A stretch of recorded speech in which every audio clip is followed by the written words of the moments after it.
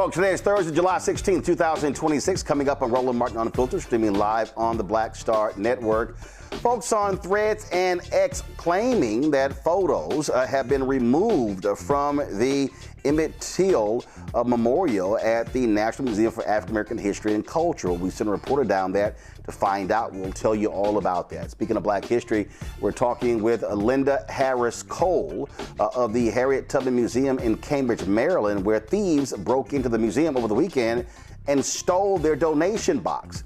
A black family in Dallas is demanding murder charges in connection with their teen son's death. We'll talk about that. Plus, Pennsylvania State Representative Chris Rabb joins us to discuss November's midterm elections and what it will take to motivate and mobilize black voters. And also, we hear from him about the Trump folks removing those slavery panels in Philadelphia as well. Plus, Wednesday's semi-annual Consumer Financial Protection Bureau oversight hearing got heated as Democrats unloaded on Office of Management and Budget Director Russell Vought. Trust me, you do not want to miss him being dressed down. Plus, Meta, the parent company of Facebook, Instagram, and WhatsApp, is investing $250 billion in a massive new data center in rural Louisiana. What's shaping up to be the most expensive in U.S. history. Capital B reporter Adam Mahoney, who broke the story, will join us live. Plus, we'll remember Hal Williams, star of 227 and Sanford and Son. He's died at the age of 91. It's time to bring the funk on Roland Martin Unfiltered on the Black Star Network. Let's go. He's got it. Whatever the miss, he's on it. Whatever it is, he's got the scoop, the fact, the fine. And when it breaks, he's right on time and it's rolling. Best believe he's knowing. Putting it down from sports to news to politics. With entertainment just for kicks, he's rolling. It's on go, roll, y'all. It's Roland Martin.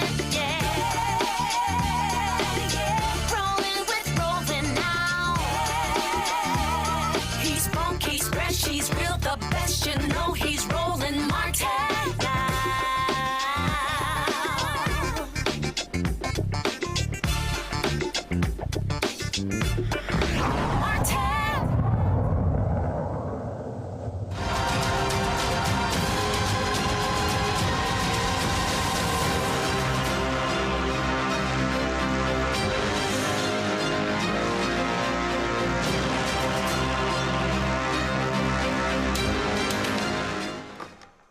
Folks on social media, I was looking at some folks on Threads and X talking about the Emmett Till exhibit at the National Museum of African American History and Culture.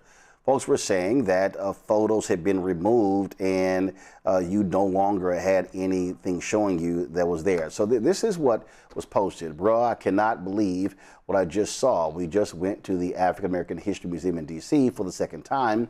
As we get to the Emmett Till exhibit, we were like, wait, there's no Emmett. Yes, they have photoshopped him out of his casket. His mother is still seen crying over an empty box, but they have removed all photos of his face, evidence of his brutal murder from the entire exhibit.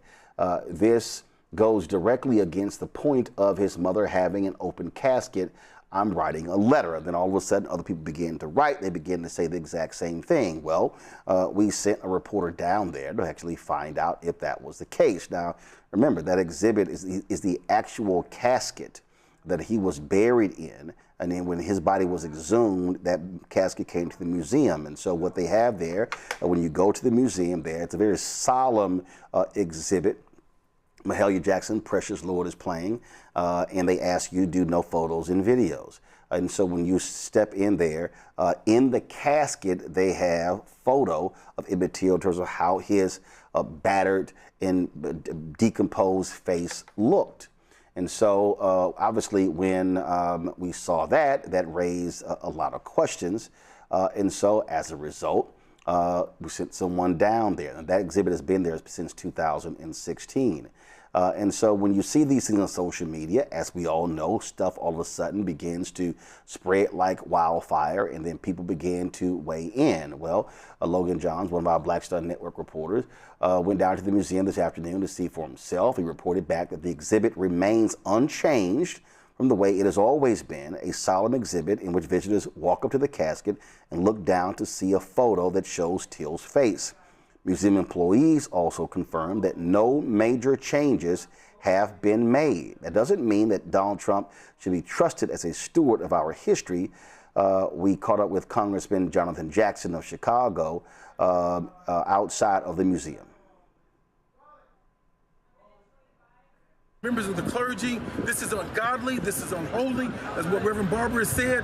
The Bible is a book of history. Those that try to defile history are anti-God. And we're saying for those forces, we're putting a stake in the ground now, stop it. We don't want to see Jewish history erased. We don't want to see Armenian history erased. We don't want to see Catholic history erased. We want them to stop trying to erase Africans and American history. There's been a long history of that. Just this past year, on July 4th, in our 250th anniversary, patriots, masked men that were the descendants and great-great-grandchildren of Ku Klux Klansmen that marched down Constitution Avenue in 1936. 90 years later, they rear their ugly heads and come here covering their face to walk across the mall, to come to this, what he called a Patriots Park. But we push back because we know our history. We're going to fight for what's right, and I thank God for Reverend Barber having the idea that we need to consecrate this soil. It's been dedicated. Now we're calling on ministers all across the country to come. This is sacred ground. Only our clergy can declare that. Those in the Congress had dedicated the land.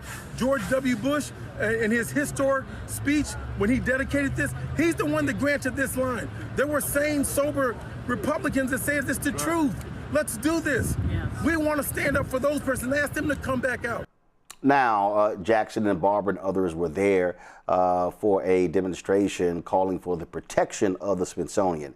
Of course, Donald Trump's administration has been targeting the Smithsonian Museum of American Natural History, and they have been saying that they want that person removed. There's been a lot of concern from people about how they're going to be attacking all of the different museums a part of the Smithsonian. In this year, America celebrating 250 years, and Trump and his white maggots have been calling for design changes to various exhibits. And so that's been going on. We've seen them do this, order changes at other installations of this all across the country. But again, it is not true. We saw for our own eyes that the photos inside of the casket of Emmett Till have been removed. That simply is not true. We're bringing my panel, Dr. Greg Carr, Department of African American Studies at Howard University. Joining us from D.C., Dr. Larry J. Walker, Associate Professor, University of Central Florida. From Orlando, Jelando Jones, State Representative and lawyer out of Houston. Greg, I want to start with you. I mean, obviously, this is people are on edge because of these white supremacists in terms of how they want to reinterpret history, or they want his story told, not history.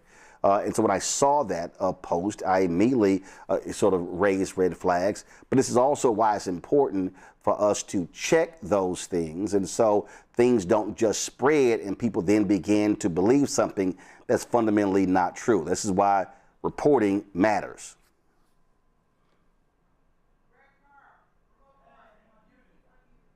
Greg, I think you're on mute. Oh yeah, thank you. There we go. Headphones. Thanks, Stephen. Yeah, Roland, and thank the ancestors at the Black Star Network is in Washington D.C. so you can do that real-time response. I still want to see for myself. As you know, that's a kind of paper photograph that's in the casket there, the one that's on permanent loan from the family to the museum. I can say that, I go to the museums a great deal, and I have seen very subtle changes in narrative framing and language. I saw it on the National Mall when I went down for the big boy state fair in the Arts and Sciences building, the exhibits there on voting rights, the exhibits there on citizenship. There had been subtle changes in the language. I saw that myself this past weekend. I was at the New York African Burial Ground. We stopped there, wanted to see the caskets. There are 419 of them in the reinterment that were carved in Ghana with kente cloth. And one duplicate was made to be in the lobby of the Ted Weiss Federal Building. That casket is gone, as are several other exhibits. So I reached out to my friends there, the Rangers and others, to find out, and they have indeed been removed. The federal building says that this is a security issue, but I already know that it's nasty work. There's also a sign that says African Burial Ground Way. That has been removed. So very subtle changes around. And of course, we remember our brother, Reverend Brown, out there from the West Coast, Vice President Harris's pastor out there in San Francisco. Yeah, Reverend Amos Brown. That's exactly right. And then you talked with him about these books that had been removed that he had given to the museum. And the response of the museum was that they rotate those things out. And I can attest to that as well. The only thing I would say is that Lonnie Bunch, Dr. Bunch, our friend and brother Lonnie Bunch, the Secretary of the Smithsonian, continues to fight the good fight. These ideologues will be crushed as long as we remain vigilant and continue to push and fight back. Now, with all due respect to my friend, brother, Reverend Jackson, I don't read the Bible as a history book as much as a book of metaphor and faith. But I understand what he's trying to say and what he's trying to communicate. And we have to be vigilant as we go around the country and look at these places. By the way, Representative Jones, that Gregory Library in Houston, understand that all the museums ain't in the Smithsonian. If you get a chance to go to Houston 3rd Ward, y'all need to go to Freedmanstown and go to that Gregory Museum. Because I tell you right there, we got a lot of culture keepers beyond the Smithsonian network of museums. Larry, this is the report that Trump's folks put together, 160 plus pages, called Saving America's Story. How ideological, go to my iPad, y'all, how ideological capture at the Smithsonian Institution's National Museum of American History erases our heritage. And they spread this nonsense. And really what they want is they want a white man's interpretation of American history. Sure, Roland. They want to sanitize what they don't want to discuss, and this is connected to all the policies they sought to dismantle. They essentially act like none of this occurred, where the scars of our ancestors, some of them are dearly departed, or still exist, and we carry those in many respects. As it relates to this particular point to the museum, I've been several times, used to live in D.C. for a number of years. It's first, Roland, one of the points you made is that we can see how quickly misinformation spreads. And I think secondly, your point, and I saw people posting about this on Threads and other platforms, and you made this point. It is understandable people are on the edge because we see what's happening in Philadelphia, and Dr. Carr and other people have noted. We're seeing this throughout the country, and not only in just terms of like federal buildings, but we're also seeing it subtly in various other museums, which is unfortunate. The other point is that I'm going to talk what Dr. Carr talked about is we really need to be vigilant because it's a full assault on African-American history and culture, not in terms of what happened in the past, but what's happening now. And all of that is connected to what will happen in the future. And I want to connect it to we're going to likely to hear this evening. So we have to not only protect history, but we also have to keep an eye on what's happening in the present and the future to understand that all these efforts of erasure as it relates to not only Black history, but U.S. history is connected to much more bigger steps that are coming not only in November, but as it relates to the future of this country. Absolutely. And the reality is, Jelana, these folks cannot be trusted. They have shown exactly who they are. Oh, for sure. And when people show you who they are, believe them. On one note, I'm thankful that it wasn't true. But you know what? What does it say about this country when it could have been true? Because they are erasing us from places. And to the extent you talked about the Gregory Lincoln High School, that is in my district. It is in historic 4th Ward, which is when we found out we were no longer enslaved. People from Galveston came to Houston as quickly as they could, and they settled in Freedmanstown, which is why that's the right place for that museum. And just so you know, and Roland, I'm almost certain you know this, there has been an effort by people here to gentrify 4th Ward and give it to the rich folks because it's right outside of downtown. And there was a whole big fight over preserving the bricks in Freedmanstown, which the formerly enslaved people actually crafted with their own hands and put on the streets. So, of course, when that went viral, people believed it because it absolutely, in Trump's world, can be true. And we have to, even when sometimes it's not true, listen and go investigate every single solitary time they say they're trying to erase us because they very well could be, and we need to stand on the ready. Absolutely. I told you about, we're going to bring in Pennsylvania State Representative Chris Chris Rabb into this conversation.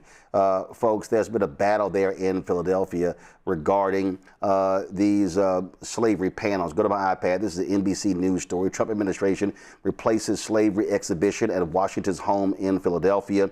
This has been a battle where they dismantled those exhibits. Then Philadelphia won in court, and then they got overturned. And so in the cover of darkness, and this is what the mayor said, overnight under the cover of darkness, the federal government removed panels at the president's house that told a thorough history of Philadelphia. That's Mayor Sherelle Parker. It was allowed to do this by decision of the federal court, but that it did so at night shows it understands this action is shameful, that it violates community trust. And Representative Rabb, listen, this administration is attacking DEI. It's attacking anything dealing with the issue of race. And as I said, telling real history and not white man's history. That is true. It's a white supremacist regime. And as it relates to this here, I mean, Philadelphia has been battling, as this story says, the original panels were placed there in 2010 and told the story of how 9 slaves lived in that home with George and Martha Washington in the 1790s when Philadelphia was the nation's capital. That's correct. And they were held in bondage illegally. George Washington and his wife rotated them within 6 months because Pennsylvania law at the time said that any black person who was brought in from another state who was there for at least 6 months would need to be emancipated. So they skirted the law. They took them to New Jersey. They took them back to Virginia. So they knew what they were doing. So this is more than just our first president enslaving children, women and men. It was also him very craftily avoiding state law, or he was skirting the law, basically. But more importantly, this wouldn't have happened if it weren't for black organizing. Black local activists made sure that this monument to our history was not just documented, but was immortalized in an exhibit that now has been corrupted, whitewashed, and they're not actually erasing history. They are displacing it from public view. We know how to tell our history. The question is, will we have a government that is hostile to its own history? This is not Black history per se. This is U.S. history. This is all of our history. And here's the bigger issue. As someone who will be joining Congress in January, we can put up all the things we want about history. We can talk all about what is deserving of primacy in terms of what people know about history. But have we learned the lessons of history to impact the type of policies that are going to improve the material conditions of Black people and all others? And the answer to that is unequivocally no. We do not have the collective political will to not just honor history, to learn it, to hold it up, but to actually implement policies that will address the ugly history that we have never faced as a nation. One of the things that is a joke, Trump signs this executive order that called for federally owned or controlled historic sites to not display, quote, information that disparages America's past or living, and to focus on, quote, the greatness of the achievements and progress of the American people. But these are the same people who also want to deny systemic racism. And so really what they're saying is, hey, we don't want you to talk about any of the actual stuff that we did, the heinous, evil things, just all the good stuff. Or how about we just have straight up white history? And we talk about all the contributions to society of folks who identify as white. Everything. I'm not sure how many white people want to see that. Well, because the misdeeds are legion, right? Because you're still going to talk about the same things. You're just not going to mention Black people explicitly, which we know something about, because The Declaration of Independence didn't mention black people explicitly. The U.S. Constitution did not mention black people explicitly. So we can play this game. It's not going to go well for white folk who are not on the right side of history. What jumps out at me, and listen, you referenced, you'll win in November and be sworn in January. And we tried to warn people before the 2024 election. We saw what was going on. The death of George Floyd, May 25th, 2020. I kept saying to people, hey, y'all, this is the third Reconstruction. It has to last a minimum of 20 years. We got to keep our foots on their necks. We can't let up. You know, all these corporations and others promising billions of dollars. You had folks removing statues. All of a sudden, you had folks recognizing this diverse history. And so you people talk about this racial reckoning.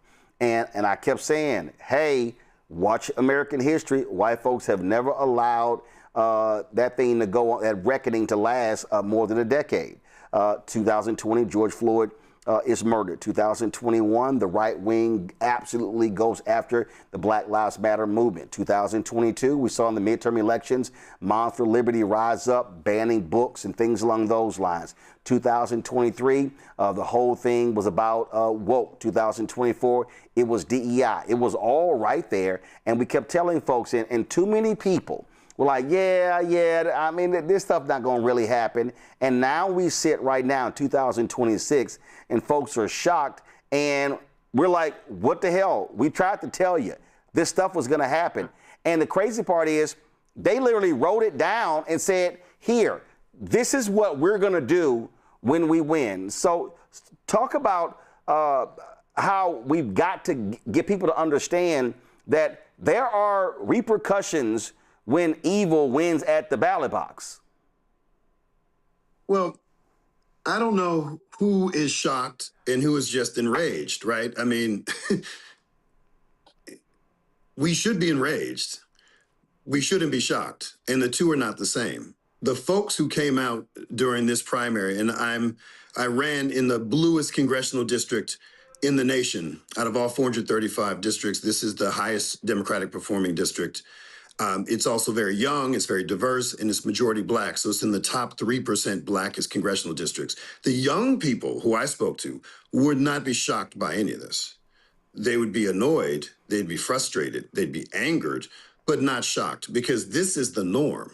This is a fascist country that is run by a white supremacist pedophile. There's no shock here. But here's what we have to lift up. The fact that there was an exhibit at all was due to the extraordinary collective wisdom and boldness of Black Philadelphians who said, we're not waiting for the government to do this. We're doing this. We're making it happen. The government followed suit, as well they should. And then when Trump tore down the exhibit, they took it to court and they won in court. Now, we've lost the latest battle and they have basically said they can put up whatever they want. But it brings attention to something that most people don't know about, that the first White House was in Philly and that the first president was an enslaver who broke the law to engage enslaved laborers. So even in our failure, we're succeeding in letting people know the narrative that they wouldn't know, because otherwise corporate media would not cover this subject. Now they're covering it all the time, but corporate media does not cover these issues. And institutions are only going to be responsive to when people come out and protest and organize. So the upside of this is people are organizing. That's how this happened. That's how we won in court before we lost. We will continue to take the streets. We will hold people to account. And that's how all the successes we've had as Black folk have happened. That organizing could be nonviolent, or it could be like our ancestors who took up machetes or poisoned their masters. There are all kinds of ways to resist. And we have never, this is what I tell my sons since they were little, we've always resisted. For as long as we're on U.S. soil, Black folk have resisted in different ways. This is no exception. There are people who are surprised, but those are probably the same people who say, oh, this is un-American. No, this is very American. This is the norm. The anomalies are when we push back. The question is, can we have a sustained resistance to influence these institutions or overhaul them? And that's one of the reasons so many people came out during my Democratic primary, because people wanted transformative change. They didn't want this incrementalism that brought us to the place we are today. What do you say when you have the likes of James Carville and others that the party is, oh my goodness, it's going to destroy itself, it's going too far left? You've got these socialists that are winning in New York City, Colorado, and other places. How colorful can I be on your show? Well, the show's called Roland Martin Unfiltered. Well, fuck them. That's my perspective. James Carville, who cares what he thinks? He's a hack. He should retire. His opinion means nothing. These people are out here organizing. These young people, these progressive folks are organizing and demanding a transformative vision of a country that is not unlike the Congressional Black Caucus of 1972. That's demanding universal basic income, or the presidential run of Jesse Jackson in '88. Talking about a free Palestine. This is nothing new, but now people are saying, oh, well, look at these outside influences and what's happening to the party and so forth. There was a party that included an ideological diversity that is not well represented in Congress. So I have no love for that man. He can have all the opinions he wants. And why are we even talking about him? He's a hack. He's a has-been. Let's talk about people who actually had some wins, who actually have some skin in the game, who are on the streets, who are listening to young people, who are working with them, who actually respect Black people and listen to our collective wisdom. He ain't the one. I have this candidate running in Michigan for Congress, William Lawrence, who on a podcast made some critical comments about members of the Congressional Black Caucus. And he accused them of being a pillar, frankly, for establishment, capitalist, imperialist American power. And he also said that, he said, quote, "It's a big problem for left politics in this country, and it gets us every single time. It really defangs the white left and puts us in impossible positions, really." And one of the things that I said on yesterday's show is that the reality is, you already described it. The district that you ran in is a deep, deep blue district. Not all districts that Democrats have won in the country are deep blue districts. And what I've said is the reality is you're going to have different types of Democrats win, because if the thought process is a person who's running in a deep blue district presents the same agenda in every district, then you're likely going to be in a minority and never be in a position of power to control committees, to control the purse strings. I don't know. Well, but here's the deal. I mean, at the end of the day, like for instance, I said it, a Sanford bishop in Georgia, he's a Democrat. His district is not a deep blue district. As a matter of fact, that's one of the seats that Republicans in Georgia want to target with gerrymandering. And so, how does the party balance that when you literally have different types of Democrats being elected across the country in different districts, some that are purple, some that lean red, some that are deep blue? Look, Will Lawrence, I've met the young man. I actually endorsed him.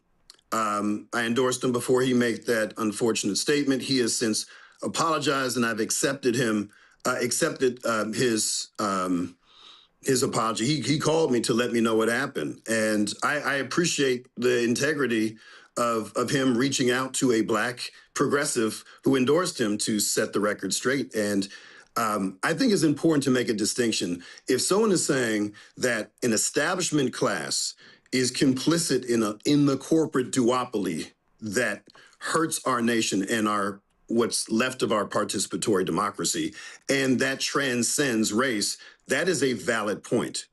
If he said Black people were taking the charge of imperialism and militarism and hypercapitalism, that would be wrong, inaccurate, inappropriate. He didn't say that. But if we're just talking about the establishment, we have to come to terms with what that actually means. Institutionalists who believe that our institutions should not be overhauled and that they are inherently good. I don't believe that. So I would share that sentiment with him if that was his point. To your point, not all people can run the same platforms because of the demography of their districts.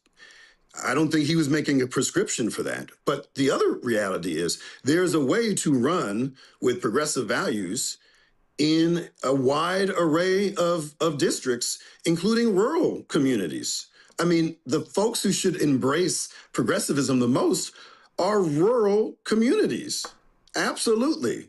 And the reality is, even conservatives, as long as they draw a Social Security check, they're embracing socialism, whether they know it or not, whether they like it or not. It's a fact. There would be no Social Security, Medicare, Medicaid, public education, public housing, et cetera, without the socialist programs that were born of New Deal measures and afterwards. So how? But here's the other. How do you get them to see and understand that? Because the reality is.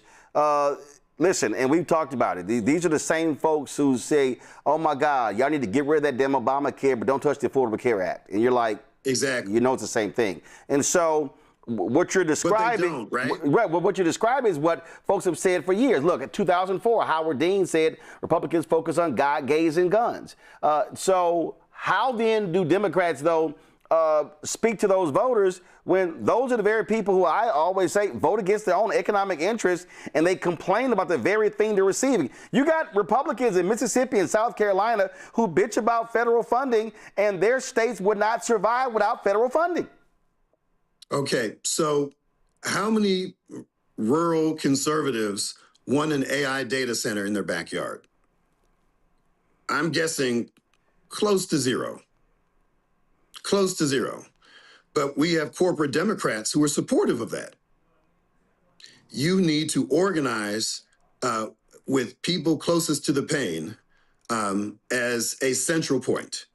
You can be on the same side on a particular issue like data center construction with leftists dealing with folks who are on the right based on how it impacts their lives in very discernible ways. You can do that work. It's not going to happen with the Democratic Party because the Democratic Party does not take a position on these things. But those of us who are to the left of our party do. And we're going to get a lot more support from folks who do not identify as progressives or even as Democrats, because we're talking about real issues that are almost always associated with the same problem in this nation, and that is corporate greed and the billionaire class. But if the Democratic Party is like, well, we want to be supported by the good billionaires, and the Republicans are like, all billionaires are good, then we've lost, right? So this is really about the donor class. The Democratic Party listens to its donor class and not to its base. If it were intelligent, it would listen to Black women. It would listen to young people. It doesn't. That's why we lost in 2024. Unless we change that, they're going to keep messing up. And there's going to be anomalous folks like me who win, who have constituencies who want something vastly different, and there's an electorate to support people like me. Questions for the panel. Larry, you first. Yeah, Representative Rabb. First of all, I want to note that you're representing my former district, so I acknowledge that. So Okay. we talk about, Philadelphia and its history of Black progressivism. It's like you're not the first among generations of individuals with similar views that represented a part of the city or all of the city. You talked about young people, and I want you to connect those two things in terms of obviously the history of Black progressives in Philadelphia and what you believe the next generation of young people in Philadelphia and other jurisdictions are hoping for and believe they can accomplish in the future. Well, the next generation is already here, right? We're talking about folks. For the first time in my political career, and I've been in office for 10 years, I serve in the largest full-time state legislature in the country. I represent a majority Black mixed income district in Northwest Philly, and largely older Black folk are overrepresented in the electorate.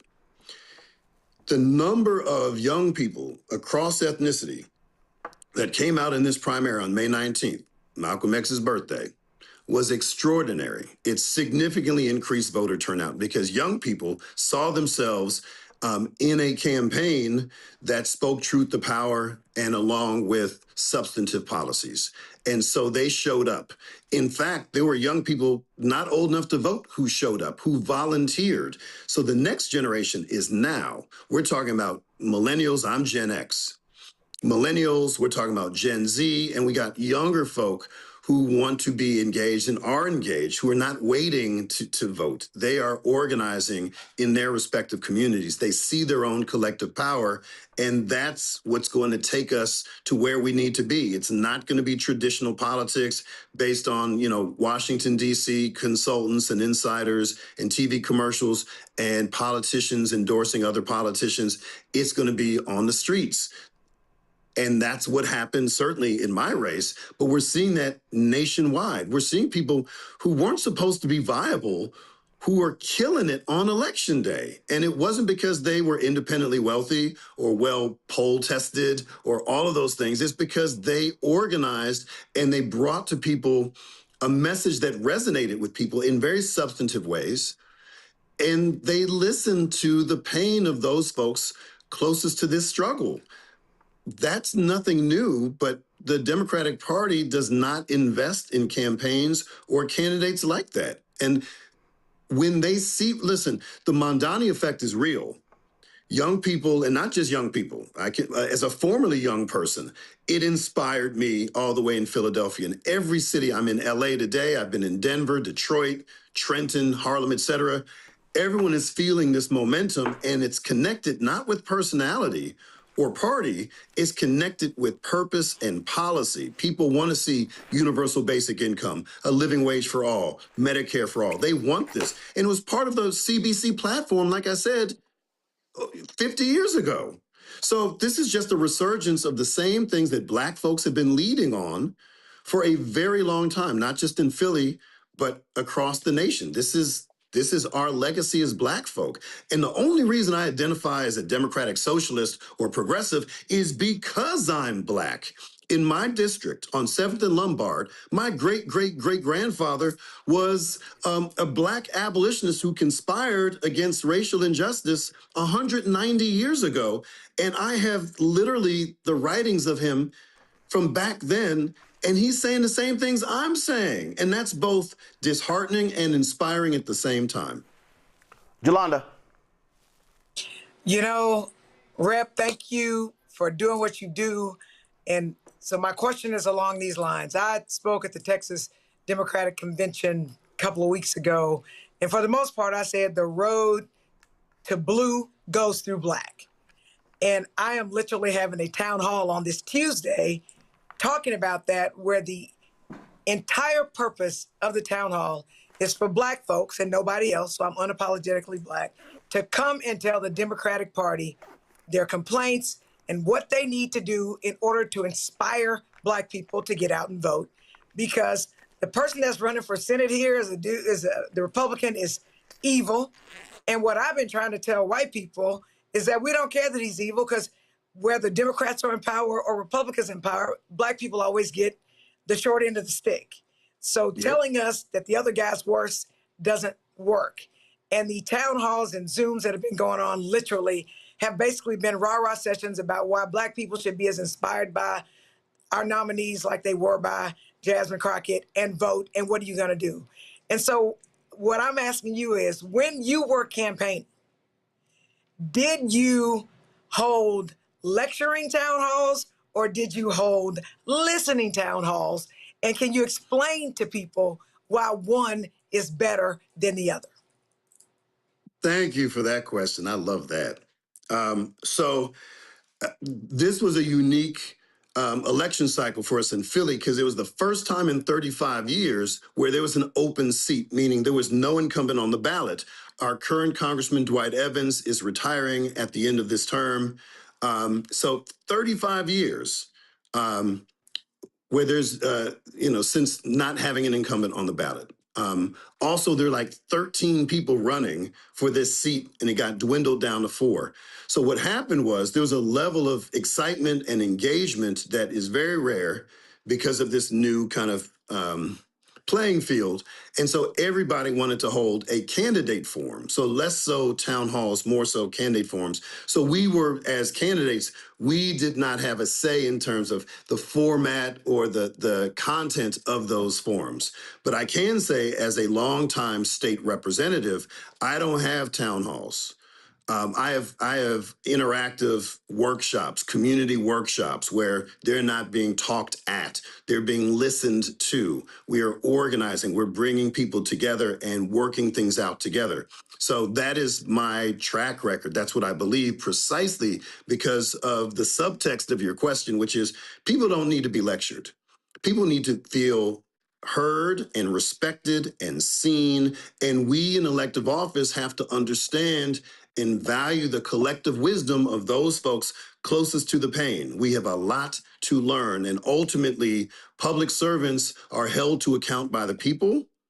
And politicians just serve themselves and will listen to themselves endlessly. And those type of town halls have no value. And I do not like to participate them in them or make them under my name for certain. But the other piece I want to mention too is that town halls are about where folks come to you to a setting that you create. The real magic is when you go to them. When people see you showing up in places they don't expect a candidate or an elected to show up. So, I mean, I've hit the clubs. I've gone to, you name it, I've gone everywhere. And to, different podcasters that got me into trouble, reaching people where they are, that really matters, and doing it with authenticity and care.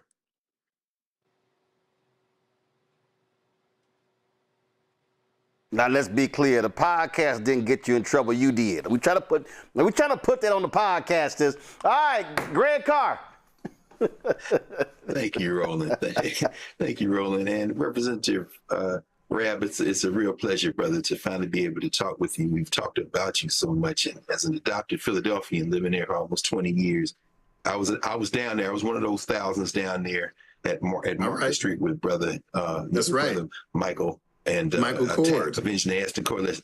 Exactly. And we know not only the city controls right across the street, so they ain't taking that on the Judge Market down. And I worked for Charles Blockson, so I know that the design, they can take down as many panels as they want, but that stone with the names of our ancestors there and that Sankofa Pavilion right behind the Liberty Bell, that's a whole lot harder to take a jackhammer to, brother. So it was well designed at the time. So the big victory.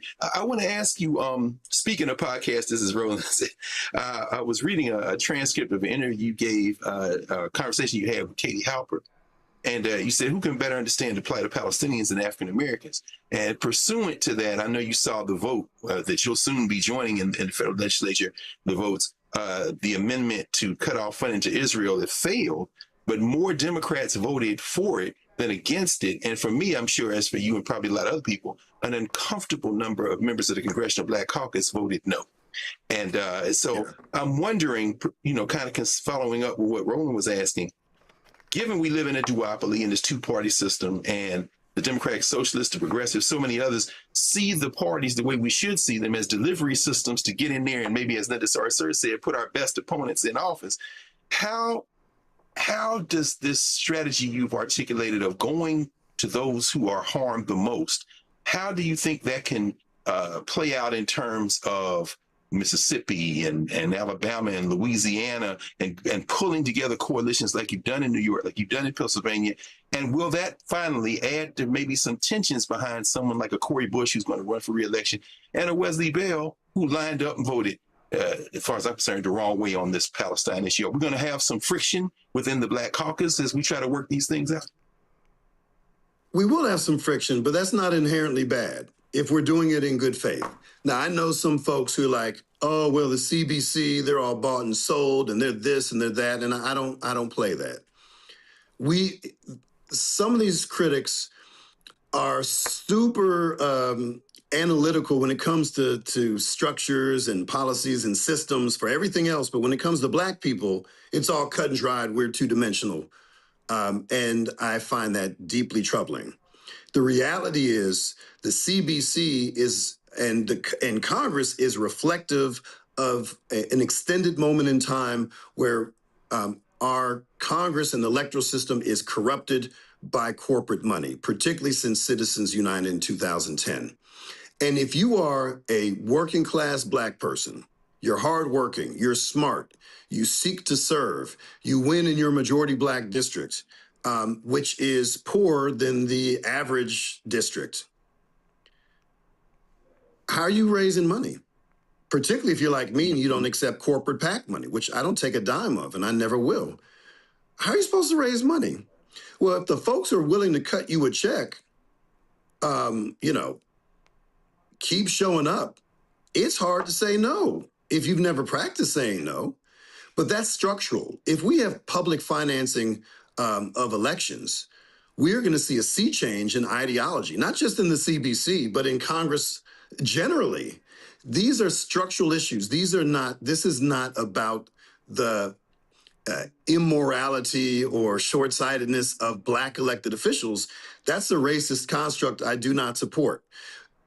Anyone deserves critique for their votes and for their choices as a candidate, as an incumbent. I've made my choices, but we also have to look at those systems. And ultimately, that's what we do, whether you identify as a democratic socialist or progressive, and you're not trying to get on this liberal bandwagon of just playing around the edges. We need structural changes. If we had public financing of elections, we would not be having this conversation because people would be more ideologically compatible with their constituencies than with the donor class, because the donor class would actually look like the working class, as it should. Thank you. All right, then. Representative Chris Rabb, we certainly appreciate you joining us right here on Roland Martin Unfiltered. Thanks a bunch. My pleasure. All right, folks. Got to go to a break. We come back. More to talk about on today's show, including fireworks on Capitol Hill regarding the Consumer Financial Protection Bureau, which Republicans would love to completely shut down. Folks, going to a break. Don't forget to support the work that we do here at Roland Martin Unfiltered and the Black Star Network. Our goal is to get 20,000 of our fans contributing on average $50 each. That's $4.19 a month, 13 cents a day. That supports this show and all the other shows on the network, including a new weekly show targeting brothers we're going to be launching in a couple of weeks with Jeff Johnson. And so to support our efforts, please join us via Cash App. If you want to use the Stripe QR code for Cash App, use that. Also credit cards. Checks and money order, make it payable to Roland Martin Unfiltered, P.O. Box 57196, Washington, D.C. 2037-0196. PayPal's R Martin Unfiltered, Venmo RM Unfiltered, Zelle Roland at RolandSMartin.com, Roland at RolandMartinUnfiltered.com. We'll be right back.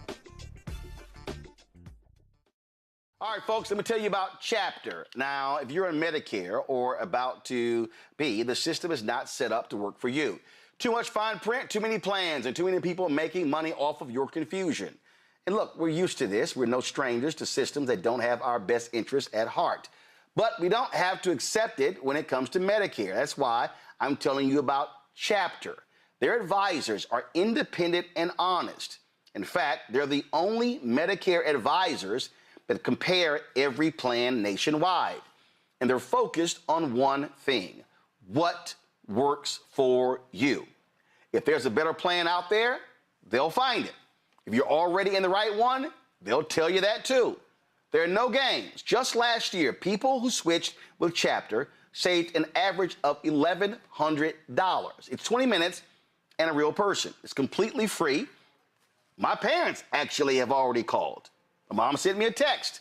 Folks, give Chapter a call at 724-264-8281, 724-264-8281, and connect with someone you can trust. Folks, these are the kind of services that we need for our audience here at Roland Martin Unfiltered and the Black Star Network. So call Chapter right now, 724-264-8281. How you doing? My name is Mark Carey, and you're watching Roland Martin Unfiltered. Deep into it, like pasteurized milk without the 2%. We getting deep.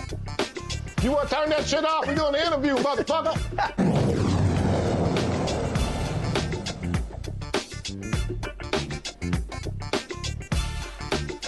Meta, the parent company of Facebook, Instagram, and WhatsApp, is investing in $250 billion in a new data center in rural Louisiana. It's shaping out to be the most expensive in the country, while white Baptist churches in Richland Parish, Louisiana, have praised the project as a divine opportunity for jobs and evangelism. Black congregations see it differently, saying the economic benefits will disproportionately favor white communities. The data center project has led to a surge in land prices and the evictions of both black and white families. Adam Mahoney, who covers climate and environmental issues for Capital B, joins us right now. Glad to have you here. Walk us through here. This is a major deal, and it clearly is showing a black-white divide. Yeah. Well, first, thanks for having me. But exactly that, what we've seen in this rural pocket of Louisiana, Northwest Louisiana, which is in the heart of the Bible Belt, there has been a division across racial lines and also across religious lines.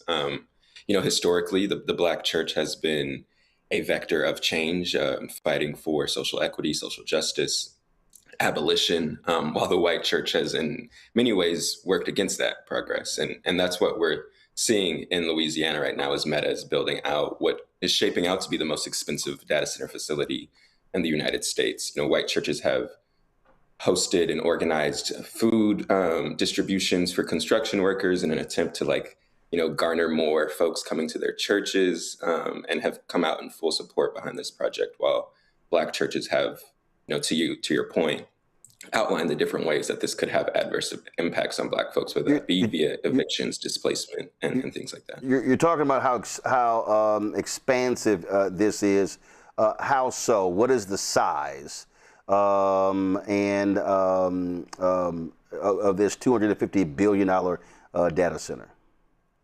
Yeah, so right now in the original plans, it was already supposed to cover more than 2,000 acres of farmland, and require 3 new gas-powered power plants to power the facility. But ultimately, Mark Zuckerberg said he hopes it will grow to be the size of Manhattan in New York City. So that will directly mean, paving over and displacing families that have been in this area for generations. And for the Black folks, those are families who are descendants of enslaved people who worked the plantations of those lands. You say it's caused prices to go up. How so? Yeah, so, artificially, in some ways, it has inflated the prices of land in the area. And we've also seen landowners attempt to kind of, jump on the backs of this project and artificially raise their prices. So in Richland Parish, which is a 40% Black county in Louisiana, rural, low income, prices have jumped to more than $20,000 per acre, which the average in Louisiana is actually only around $3,000 per acre. So that is a 6 times jump in increase. Also, your story says that some have organized monthly feedings and prayer drives for the more than 7,000 construction workers now flooding into the parish of 20,000. Of those construction workers, how many are Black? Yeah, that's a great question, and that is something we're trying to figure out at Capital B across the country when we're looking at these data centers. But I spent a week outside that construction site, and I can say I did not see a single Black worker. They do rely heavily on traveling construction workers. So I saw a lot of out of state license plates, a lot of white and Latino workers. And like I said, the community itself is actually 40% Black. So you would expect to see that play out in the workforce, but that's not what we're seeing. So you have local leaders touting the construction jobs, but they're not construction jobs for local people. Exactly. And that's one of the biggest issues around this data center development across the country, right? These facilities are getting tax incentives, tax breaks, and leaders are saying the jobs will trickle down. But what we're seeing, the construction jobs aren't trickling down, and the jobs actually in these facilities, once they're developed, are going towards, highly educated, well-paid folks who are, flooding in from the coast into the South and not actually from these communities. Okay, so this center, how many, because one of the issues that I've seen about other data centers, the debate, is that they actually don't end up providing a lot of jobs. How many people does Meta expect to be employed at this facility? Yeah, the company hasn't given an exact number yet, but the estimations on their end, they do think there will be hundreds of workers. But once again, it does not seem like it'll be workers from the community. This is a community that has a low share of college-educated people, and at these facilities, these are tech jobs. These are for folks who have, bachelor's and master's degrees and who have been in the industry for years. And there's not necessarily a pathway in rural America for these jobs. Questions from the panel. Jelana, you first. I'm actually, thanks for talking about this issue. I'm actually curious. So here in Texas, data centers are a big deal. And surprisingly, some of the people that are the most pissed off about it are white people in rural areas, because evidently data centers make a lot of noise. Their cattle aren't sleeping. It's causing a lot of problems. It's hurting their productivity. And so I'm sort of shocked to hear this, because the governor here actually modified some things he said about data centers to get the rural white folks off of him. Now, black people have different concerns about the data centers, that it's taking up water, it's taking up land and those types of things. And so even though there's a black-white divide, the common thing is we hate data centers for, different reasons. And so do you think that's going to play out? Do you think the data centers have to be built first before they recognize that if they have cattle, like a ranch with cattle, that your cattle ain't gonna never sleep, and people can't sleep? They're going crazy because they make noise 24/7. So no one's talking about those things? Yeah, I mean, well, one, exactly across all racial lines, there is negative perceptions around data centers. That is what studies have routinely showed and polls have routinely showed across the country. Just want to say, in this case specifically, and what our story examined was like the role of the church. This is in the Bible Belt. There is, this is a parish of 20,000 folks, but there's over 100 churches. And it is like the heart of like white, Christian nationalism in Louisiana. So white churches there have used it as a way, and they've kind of tapped in to this idea that God granted humans, ordain over the earth to use it to, whatever our advantage is. So they've been using that as a kind of talking point within the church. But I will say, talking to white residents who are not active in the church, there is a lot of folks who are against this project, and for a lot of the same reasons that you're saying. But specifically in a place like Louisiana, where the church is so strong and powerful, we wanted to interrogate kind of the racial lines there. Larry. Yeah, thank you for your reporting. And listen, I'm in the state of Florida. From the governor down, there's been a lot of pushback on data centers, similar to Texas. And so I'm wondering, in terms of what's happening there in rural Louisiana, in a way, does this become ground zero of what data centers, what things could look like in terms of accelerating gentrification as it relates to some of these Black communities? And your thoughts on that? Yeah, I mean, it definitely does seem that way, and in rural communities specifically. And I will say, in places like Louisiana and Alabama and Mississippi, which are, have come out, state leaders have come out more so in support for data centers and given tax incentives and things like that.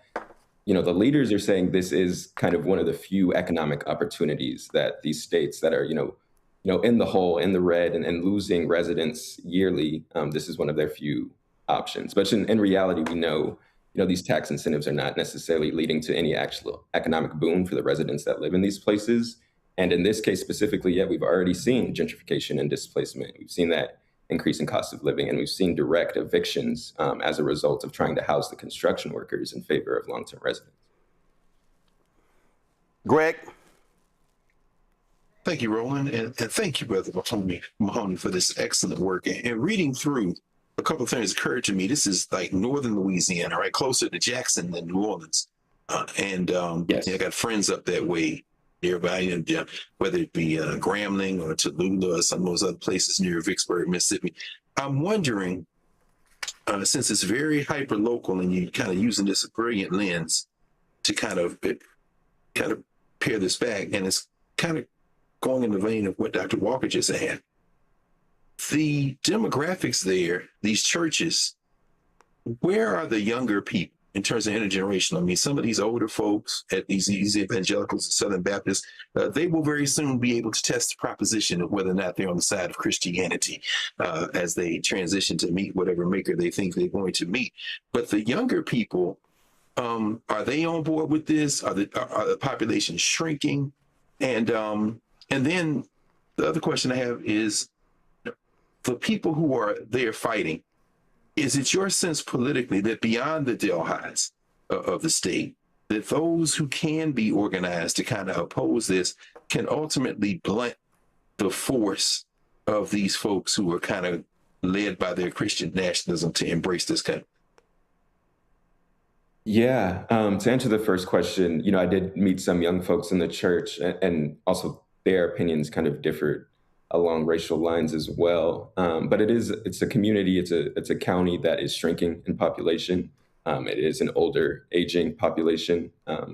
So that is one of the reasons why the state then has said you need these facilities to come in, because it will attract younger people to move in and grow the population of these kind of rural, dying places.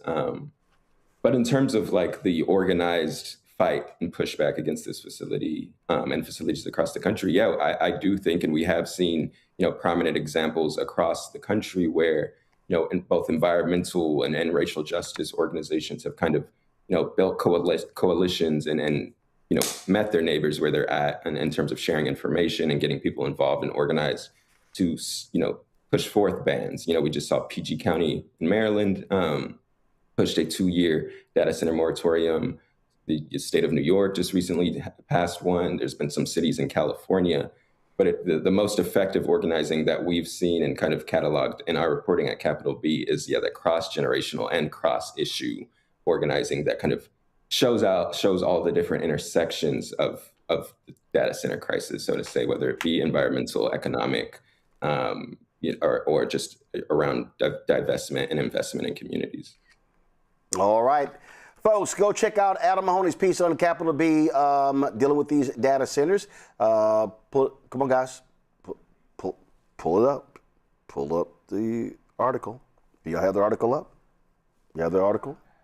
No. Do y'all have the Capital B article up? Y'all should have it up in the control room. No, that's not it. No.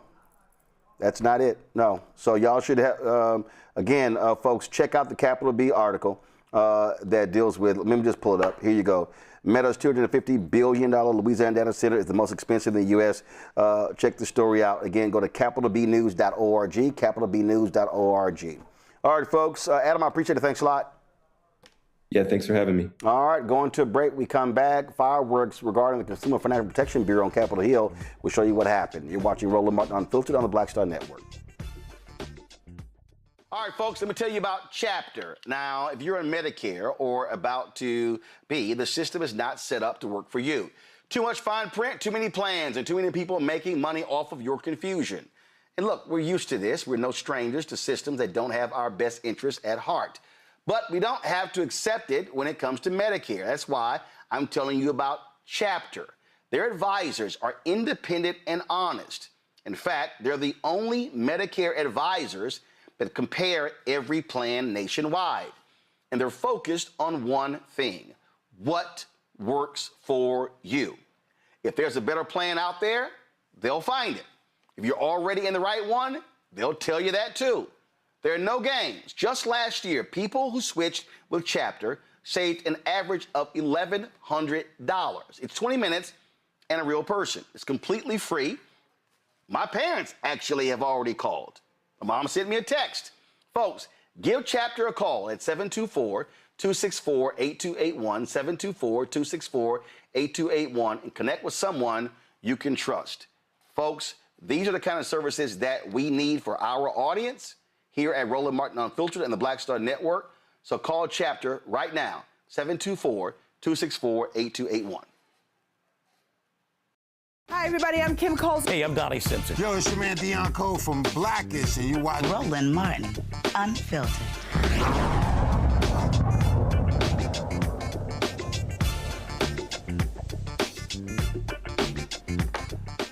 Republicans have always hated the Consumer Financial Protection Bureau. This, of course, was created under President Barack Obama, the brainchild of now Senator Elizabeth Warren. Why do they hate it? Well, because they can't stand corporations being held to account. More than $10 billion has been returned to consumers. $10 billion, y'all, to consumers since the CFPB was actually created. But folks like Russell Vought, the acting director of the Consumer Financial Protection Bureau, as well as Trump's head of Office of Management Budget, hates it. Hate it. They celebrated the fact first of all, he was appointed acting, and he's been awful. They despise it. Again, they do not want corporations being held accountable. It was pretty wild on Capitol Hill, y'all, where Democrats pretty much celebrated that he is no longer going to be leading it. It was his first appearance before Congress. Representatives Joyce Beatty of Ohio, Ayanna Pressley of Massachusetts, New York's Gergen Meeks of New York, made sure that he will remember this hearing. Director Vought. Section 1071 of the Dodd-Frank requires the collection of small business lending data to identify disparities in access to credit and enforce fair lending laws for small businesses. Yet under your leadership, the CFPB has sought to delay and significantly scale back implementation of this statutory requirement, even though women-owned businesses and minority-owned businesses have faced long-documented barriers to accessing capital. Director Vought, Section 342 of the Dodd-Frank Act requires the CFPB to maintain an OMWI office to promote diversity in the Bureau's workforce, increase opportunities for minority and women-owned businesses in contracting, and access to diversity policies and practices of regulated financial institutions. However, multiple news reports have indicated that under your leadership, the CFPB has dramatically reduced the OMWI office as part of a broader workforce cuts, raising questions about whether the Bureau can still carry out these statutory requirements. Director Vought, I have heard directly from community development financial institutions in my state that they have experienced month-long delays in receiving funding that Congress had already appropriated through the CDFI funds. Those delays created uncertainty for lenders that finance affordable housing, small businesses, and underserved communities, even though Congress had already approved the funding. Director Vought, the recently released Comprehensive Housing Council notice of funding opportunities is a drastic change from previous years. The comprehensive funding is supposed to help families meet their housing needs, whether they are renters, homeowners, or homeless. Instead, under the notice of funding opportunity, none of the CHC fundings allowed by Congress can be used for pre-purchasing housing counseling at a time when there is a national crisis for first-time homeowners. In case you aren't aware, we passed a bipartisan housing bill because of this. Director Vought, the Small Business Regulatory Enforcement Fairness Act requires the Bureau to consult a small business panel. I am a small business owner for more than 30 years, and to conduct a cost-benefit analysis before imposing rules with a significant economic impact. Director Vought, can you tell me who is your OMWI director? Well, we have that office. Just give me a name. We have that office. Wait a minute. Because of time, I'm respect the chairman. I need a name or a yes or no. Do you know who your OMWI, yes or no, do you know who your OMWI director is? Sorry, yes what or no? office are you referring to? The Office of OMWI, which was put in by Dodd-Frank, Section 342 of OMWI. What is the non-acronym? So that means you don't know. That's quite embarrassing. Acronym is. Mr. Chairman, I'm going to take my time back. Let me tell you something. I'm happy to answer in QFR. No, you're not answering it because either you know the director and you know the person's name. I've had Democrat and Republicans over your department to come in here. Since someone mentioned Kathy Kraninger, she came, she testified, she supported OMWI. When we had Mick Mulvaney, he came in and testified. Rich Cordray did, Chopin did, everyone before you. It's embarrassing and insulting. This was created through Dodd-Frank. So let me ask you this. What is your justification for efforts to halt on the small business lending data on the collection, which Congress explicitly required? We're not halting it. We just did a rule on 1071 to make sure we go forward and implement the statute as you spelled it out in Congress. Well, that's not the information we had. So let me move on. Well, What role did you or officials at OMB play in delaying the CDFI fund distribution? We didn't delay it. We just authorized it to go out and apportion the funds to Treasury. They are 25 and 26 funds, which means they do not expire until the end of this year fiscally. But we have concerns with regard to that program.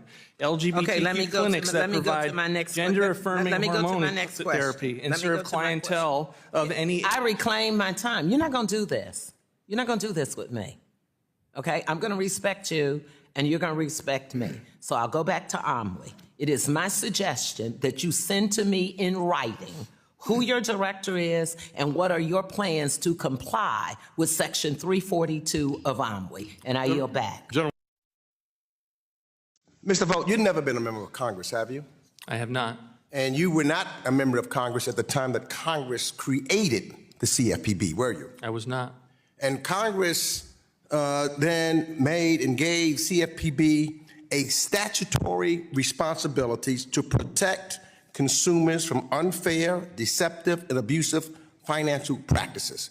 So I don't know if you know that, but I was here when it was created. That's the congressional mandate. Now, you took an office, or oath, I guess, as acting, because you have not been or ever been confirmed to be the director. Is that correct? I have not, and I'm looking forward to being up with my time on you have not, and August. I'm looking forward to that too. But you took an oath of office to faithfully execute the laws that Congress enacted. Is that not correct? And we've done that. Not that you've enacted, but that Congress have enacted. And in your testimony, you've said, we've sought to downscale this agency to the maximum extent possible, and I quote. Then you said, you don't believe that the CFPB should exist in its current form, which is the form of which Congress created, not you, or the Dodd-Frank Act, which is still the law. You may not like it, but it is what Congress set forth. Congress has never relieved the Bureau of its statutory responsibilities. So, Mr. Vought, the first thing is, your job isn't to run on a temporary basis, as you have, the CFPB as you wish. It is as the Congress has set out statutorily for it to be done. Your job is to be faithful to administer the CFPB that Congress created. But that's not what you've done, sir. You've accused the CFPB of, and I quote, advancing a radical political agenda. But Mr. Vought, aren't you the creator of Project 2026? And you're trying to put that in place here, which is a radical political agenda? Aren't you doing the exact same things? That's what you're doing? You are putting forward Project 2026, a radical political agenda, and trying to utilize it in the CFPB, which is not authorized by the United States Congress? Sir, under your leadership, the CFPB has dropped enforcement actions, cut its workforce, and made major operational changes. Mr. Vought, your lawyers, and you've done this being a non-confirmed person. And your lawyers have even argued in court that major decisions about the Bureau's workforce and operations should wait, shouldn't be on you temporarily, but your lawyers said should wait for a Senate-confirmed director because they carry greater legitimacy. Your lawyers are actually arguing that you don't have that legitimacy. That's their case. That's what they said in court. It says it's not legitimate when they are made by someone not confirmed by the Senate. So your conduct, sir, is directly inconsistent with the position of your own lawyers of what they took in court. So you described the CFPB as an unserious agency in your testimony. Do you believe that what you and Elon Musk did with Doge at the CFPB reflected seriousness? So that was unserious. and not what the American people would expect from their government. Congress never authorized DOJ to carry out the CFPB's mission. Congress never gave DOJ authority over consumer financial protection. Yet under your watch, sir, DOJ gained access to some of the CFPB's most sensitive consumer and supervisory information that I call that unserious and that reckless, sir. Your testimony mentioned several things. I'm out of time, but sir, I'm glad you're leaving. I yield back. Director Vought, I too I'm glad that you're leaving. Sadly, your harm will remain for generations to come. I have every reason to believe that history will judge you harshly, especially in that you were a key author of Project 2025. Again, implications that we'll be feeling for generations. Like this, $500 billion. Director Vought, that's how much medical debt Americans hold. In fact, many families have medical debt over $50,000. Now, that may not be a lot of money to Republicans like Trump, who, quote, don't think about Americans' financial situation, but that is a lot of money for most people. This is debt people accumulated during the most challenging times in their lives, like battling cancer or recovering from an accident. The Consumer Financial Protection Bureau, under Biden, issued rules making sure that medical debt would not be reported on credit reports and put guardrails around how that debt can be collected. Common sense things, like companies not being able to come after you for bills you've already paid. Now, to be clear, these kinds of protections were supported by families throughout the country, Director Vought, in rural communities, in urban communities, in suburban communities, and in Democratic and Republican districts. But Director Vought, you took that away when you rescinded those rules. Director Vought, give me one reason why companies should be able to harass cancer survivors to collect more than they owe for a medical bill. Well, they shouldn't be able to harass, and we have laws on the books but the rules that we changed were specifically— Give me one good reason. You rescinded the rule where medical debt would not have been reported because the statute on credit didn't allow reports. it. Give me what? You don't have one good reason. Moving on. The statute literally said the reverse. There is not one good reason. You claim, you avow that you are a self-proclaimed Christian nationalist, so I'm sure you spent some time in Sunday school. That's a pejorative. I'm sorry, did you happen upon a scripture that said, thou shalt make their neighbor poorer, hungrier, sicker, and less safe? That's actually what you've done. I didn't ask you to speak. This makes no sense. You are as incompetent as you are cruel and callous. Seriously, there are millions of families who have had to deal with an unexpected medical crisis, including yours, I'm sure, because cancer and illness do not discriminate. They don't care how fat your wallet is or what your zip code is. Everyone has been faced with some unexpected crisis that interrupted their life and destabilized their financial future, carrying the burden of caregiving, carrying the burden of sleepless nights, carrying the burden of debt unpaid, medical bills. But what upsets me most, please look at me, what upsets me most is the shame that people carry about that debt. So let me be clear to families throughout the country. The only people who should be ashamed of medical debt is the Republican Party, because they have obstructed progress for affordable health care at every turn. And then they rescinded the rule that would have given you some relief. Would the gentlelady yield? I will not.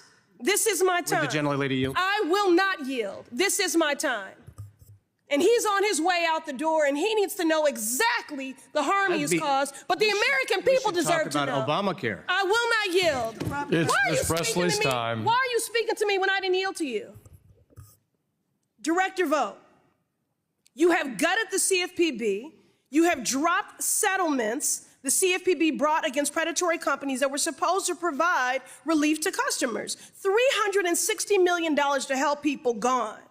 Americans are in dire need of financial relief, but Trump and his co-conspirators, his cult of co-conspirators, are making life worse for everyday people, and I mean everyone. Women, the disabled, young people, seniors, veterans, immigrants, and especially people of color who are most burdened by debt and predatory collection and reporting practices. That is exactly why I introduced legislation to stop you from hurting people, like getting rid of consumer protections related to medical debt. The American public deserves better. They deserve better than you.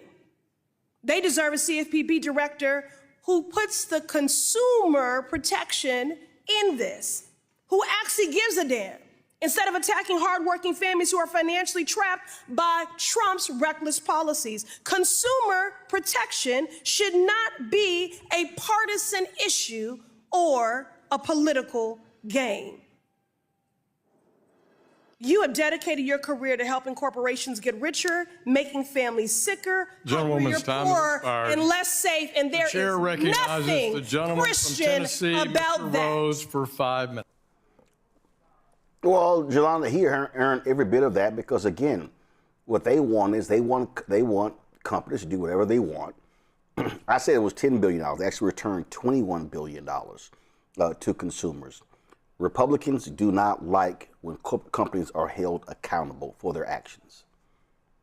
Oh, absolutely. But I do like the way they handled him. And I love the way Congresswoman Presley said, why are you talking to me? I didn't yield my time to you. Be quiet. Because that's how you have to deal with him.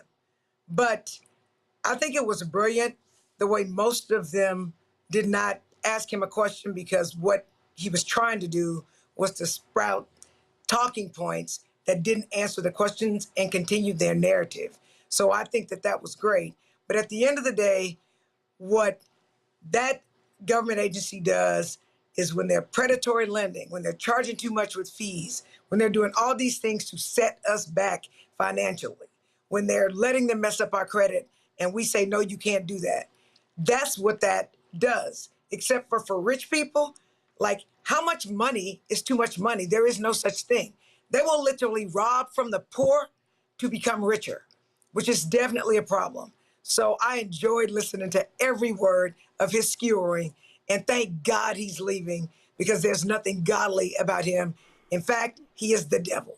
Well, he's leaving, but listen, Larry, they could always appoint another right-wing maggot zealot to the position. You know, Roland, when I worked on the Capitol Hill, it was nothing better when you knew there were people testifying and they're just going to get cooked by by your boss, and you sit there and just laugh. So let me add that. Secondly, you're right. I mean, he's done a terrible job. We talked about his role as architect of, one of the most horrendous documents we've seen in a long time as it relates to, partisan politics. But this administration is pro-business and pro-white supremacy. So nothing's really going to change. He certainly went home, and I'm quite sure had multiple drinks of wine or whatever else he drinks, but he got everything he deserved. And, I'm glad that members didn't allow given an opportunity really much to respond, because as my colleague highlighted, he's always going to do is the same talking points that, Republicans have been using for decades, to be quite honest with you. I think the other thing is the fact that the damage he's done is a reflection of how race and politics intersect. Because many of the voters that supported, that were responsible for this current administration, are the same ones going to be negatively impacted by these policies, because, him at the helm, they have not held these corporations responsible, as you heard a lot of the members of CBC and others highlight. So once again, it's just the racial and economic divide in this country, and those individuals, as you highlighted many times on the show, Roland, that people don't vote in their best interests. And as a result, you get someone like who's overseeing the bureau, and then someone else who is likely to do even worse of a job. To me, this is an example, Greg, where Democrats should be literally running ads of individuals that have gotten money back as a result of the CFPB, and showing how these companies were ripping them off, and saying, but the folks on the other side, they want to get rid of this. I mean, again, $21 billion returned back to American citizens, taxpayers, and Republicans are like, yeah, let's let the companies do whatever they want to do. Absolutely. It's remarkable how night after night, Roland Martin Unfiltered curates stories that seem to be of the same piece, and the theme emerges. When Representative Rabb talked about organizing by getting closer and closer to and with the people who are suffering the most, who are closest to the pain. When Brother Mahoney in his article talks about the absurdity, well, he didn't say it this way, but the absurdity of Christian nationalism and the absurdity of whiteness that would literally kill itself because they think they're going to a better place, and that God told them that to be good stewards of the land means to use up the land, because after all, they're going to a better place. And then we have Russell Vought, who is not going anywhere, y'all. Russell Vought had a temporary appointment at the Office of Management and Budget, but he controls the Office of the Budget. When you look at this funky-ass white Christian nationalist document, Project 2025, he didn't write the chapter on the Office of Management and Budget. He wrote the chapter 2, the Executive Office of the President of the United States. That is the quarterback chapter. That's the quarterback that led them to say that the president is in control of the entire administrative state. That's the chapter that Sam Alito, another hardcore Christian nationalist, not a Catholic, but a Catholic fanatic. His Catholicism is to Christianity what Al-Qaeda is to Islam. Russell Vought is an ideological bigot. Did you hear when Representative Presley called him a Christian nationalist and he said that that's a pejorative term? Well, that's not what he said in March 2021 in Newsweek, where he not only embraced the term Christian nationalism, but defined it by saying America is a Christian nation, a purebred lie, and that the nation part of it means you got to exclude and put the interests of your country above everybody else and get all the people out of it. And the nationalist part means that you're a part of a Christian nation. He said there should be a separation between church and state, but there must be Christianity that infuses everything that the government does. This is what he wrote in the document. Now, why do I say all that? And by the way, everyone, and go ahead, Congresswoman Beatty, because what she got him on is the thing that he doesn't care about. OMWE means the Office of Minority and Women Inclusion. He didn't know the acronym, or he did know, but either way, what he was giving her and every woman, every non-white, was the middle finger. I am an ideologue. Read what he wrote in chapter 2. My job is to destroy the administrative state, to eliminate it. As far as I'm concerned, finally, one of the most riveting moments of exchange in that conversation was when Tom Tillis, who, having lost his congressional seat, his Senate seat on the Senate side of these hearings, having lost his Senate seat, seems to have discovered what's left of his testicles, went after Russell Vought to say, give me one example of what Doge did that made some difference in terms of budget savings that we can use in other places. And then he told Vought, he said, I've run businesses. That's what I do. And then he went through the very specifics, which a person like you, Roland, would follow him chapter and verse in terms of how you run a business, how you make savings, how you bring people in to cut costs, how you then repurpose. And then he was like, Russell, you ain't never run nothing. So give me one example. And every time Russell Vought tried to, he said, no, I'm a businessman. Give me one specific example. If Vought was being honest, that little bird-chested, nasty piece of work who was scurrying around on Capitol Hill in a rented townhouse when they were out of power, coming up with this plan that they're now executing, which makes his smarmy appearance today nothing more than he ain't going to, Doc, he ain't nowhere getting drunk. He's happy because they're religious ideologues. His whole thing is, we got to get rid of everything we don't like in this country. And led by my warped concept of Jesus and a useful idiot like Donald Trump, we're going to rewrite the DNA of this country. So he really doesn't care. It might look like got you, but trust me, that's the nastiest piece of work in the federal government. Yes, he is pure evil. All right, folks, got to go to a break. We come back. We'll tell you what's happening with the Harriet Tubman Museum in Maryland. That's next right here on Roland Martin Unfiltered on the Black Star Network. Be sure to support our work. Join our Bring the Funk fan club. You want to give via Cash App, use the Stripe QR code. You see it right here. This is also for credit cards. If you're listening, go to blackstarnetwork.com for details on how to give. Also, checks and money orders, make it payable to Roland Martin Unfiltered. P.O. Box 57196, Washington, D.C. 2037 at 0196. PayPal's R Martin Unfiltered, Venmo RM Unfiltered, Zelle Roland at RolandSMartin.com, Roland at RolandMartinUnfiltered.com. Back in a moment. All right, folks, let me tell you about Chapter. Now, if you're on Medicare or about to be, the system is not set up to work for you. Too much fine print, too many plans, and too many people making money off of your confusion. And look, we're used to this. We're no strangers to systems that don't have our best interests at heart. But we don't have to accept it when it comes to Medicare. That's why I'm telling you about Chapter. Their advisors are independent and honest. In fact, they're the only Medicare advisors that compare every plan nationwide. And they're focused on one thing: what works for you. If there's a better plan out there, they'll find it.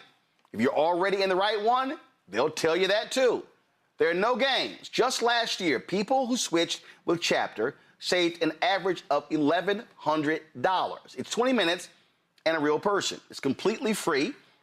My parents actually have already called. My mom sent me a text. Folks, give Chapter a call at 724-264-8281, 724-264-8281, and connect with someone you can trust. Folks, these are the kind of services that we need for our audience here at Roland Martin Unfiltered and the Black Star Network. So call Chapter right now, 724-264-8281. Carl Payne pretended to be Roland Martin. Holla! You ain't got to wear black and gold every damn place, okay? Ooh, I'm an alpha, yay. All right, you're 58 years old. It's over. And you are now watching Roland Martin Unfiltered. Uncut, unplugged, and undamn believable.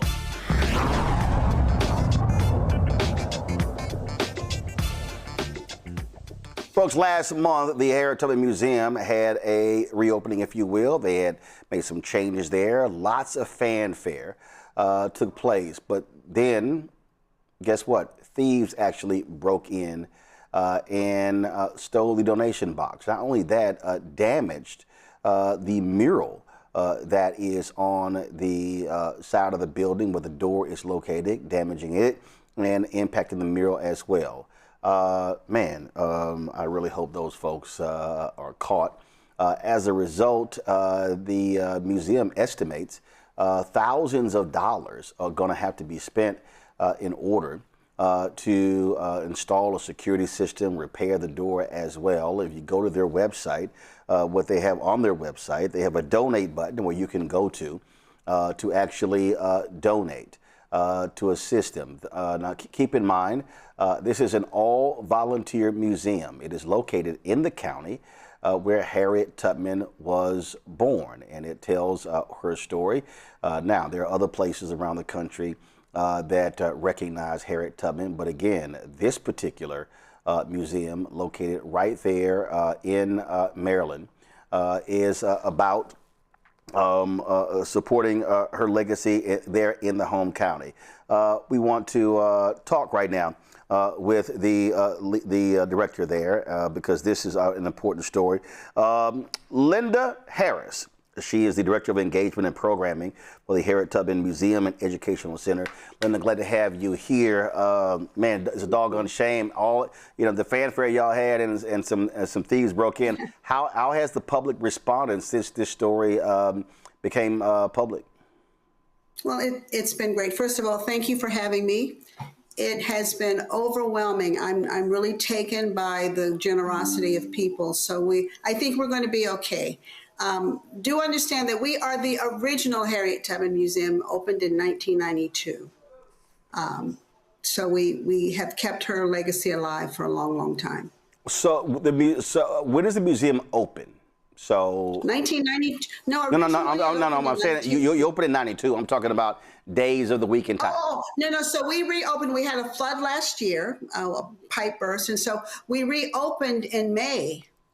We had a grand reopening. We reimagined the museum. The museum is, each wall is a mural, and it depicts the story of Harriet Tubman's life, inside and out. So we had a grand reopening. People had started coming, lots and lots of visitors, and we were back in full swing. And then last weekend, we had this break-in. Someone broke in, tore off our back door, damaged the murals inside and out to get in and to take our collection box.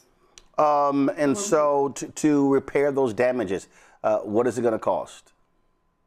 Well, I'm getting estimates now. Just getting the door alone is about $3,500, and that's not the installation. Then we have to get cameras, we have to get lighting, and really secure our building now. So I don't have that number just yet. I'm getting estimates now.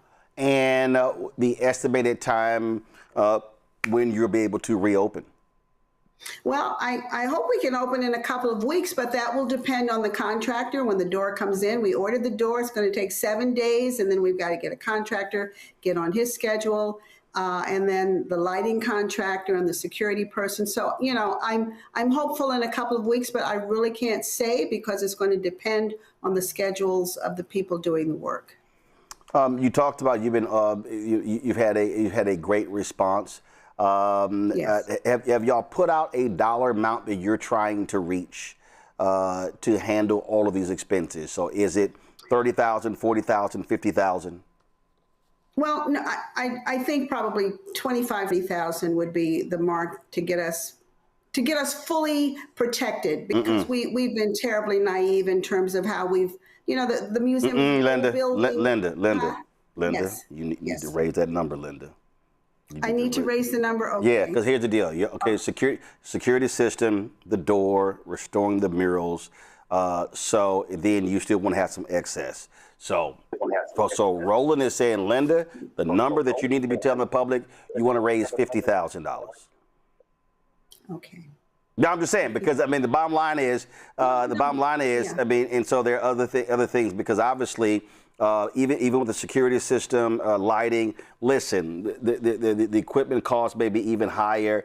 I just personally, that's not a large number, and I think what it does is even if your expenses are $30,000, that gives you $20,000 that you can actually do other things with the museum. And so I would actually put that out there, and then I would even have a running count on the website as to where you stand, and again, and hopefully people respond. Yep, we can do that. Thank you. We can run a total and let people know where we are. Absolutely. Larry, I saw you over there shaking your head. You were like, yeah, go with that 50. Yeah, absolutely. I do fundraising stuff, so for so 50,000 or 60. Okay. I don't know, 60.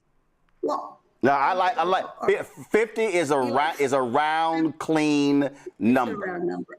Okay. Okay. 50. All right. Well, thank you guys, because Oh, and again, listen. So you said the museum is staffed by all volunteers. All volunteers. I'm a volunteer. And when you in the DC area, yeah, I drive to Cambridge every week. And prior to this, you were open how many days a week, and what was the time? Oh, so we're open 3 days a week because there's only 2 of us running it. So we're Thursday, Friday, Saturday, from 12 to 4. And how many visitors do you normally get through there? We get about 200 people a week. Cool. Questions from the panel? We get a lot of visitors. Questions from the panel, Greg? Thank you, Roland, and thank you, Sister Harris. Let me take this moment to thank you personally. We were there with the Mid-Atlantic region of the Association for the Study of Classical African Civilizations, a powerful young sister named Stephanie Tisdale, Dr. Stephanie Tisdale out of Philly. And you walked that group through the center and through the surrounding areas last October. We were there for a 2-day conference. That is a remarkable space, just a remarkable space. And so I guess my question as I'm thinking about it, and I agree, that number might even be lower, 50,000, because I know what that did for them. For us, I'm going to spread this word from Philly and Baltimore and DC alone. You ought to be able to hit that 50, because those young people are going to do that. Any thoughts about tapping into the network of museums and cultural centers around the country? I say that because we were talking earlier about the Smithsonian, but as you know better than most of us, there's a network of these small museums. There's a Harriet Tubman home in Auburn, New York. I mean, there's so many places that I think that just natural synergy, as you get this word out, that I think those communities will small dollar donations and maybe 1 or 2 superstar athletes or something that says they're just gonna write you the check. But I know you're a one-woman gang because I saw it in action. But any thoughts about tapping into that network? I would love to, but that requires time and running the museum, walking the Underground Railroad, getting people in. There's only so much we can do, and so I would love to be able to have that and be able to reach out. But I'm one person doing many, many things, so I would need help to make that happen. Jolanda, I'm going to be one of those people. Sorry, Jolanda, go ahead. So I'm sitting here listening. There's only one Harriet Tubman. Everybody Black in America probably knows Harriet Tubman. There's only one place that Harriet Tubman was born. So despite the fact that there are other Harriet Tubman museums, y'all are special. Wouldn't it be a great thing? You're open for it. I think you said 3 days. You got 2 people running it because it's free to get in. It's my understanding. Yes, so that's correct. I think the 50,000 that Roland said is low because after you get your security in and all of these things, you're probably going to need cameras. You may even need to have security watching because in this day and age under Trump, they are literally trying to destroy Black history. And there's a special place in hell for whoever broke into your museum. And so I think that you should really commit Roland's question to you to see what amount of money you need, not just to get back to where you were, but how to grow your museum. So I'd be curious to know what you think about those thoughts.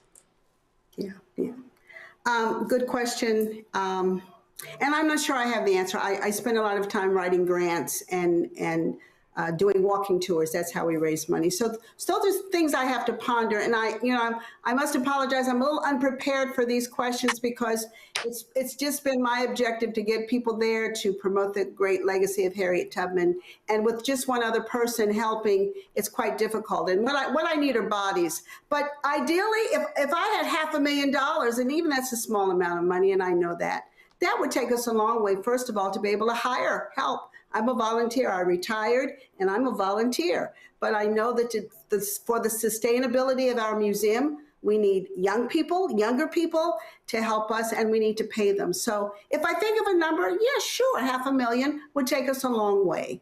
But I have to deal with where we are right now, and the objective is to get the museum reopened so we can start having our people come in and continue giving lectures and talks and walks about Harriet. Well, and that's why, and so the reason I said that, because I think the number you gave, again, first of all, it has to be aspirational.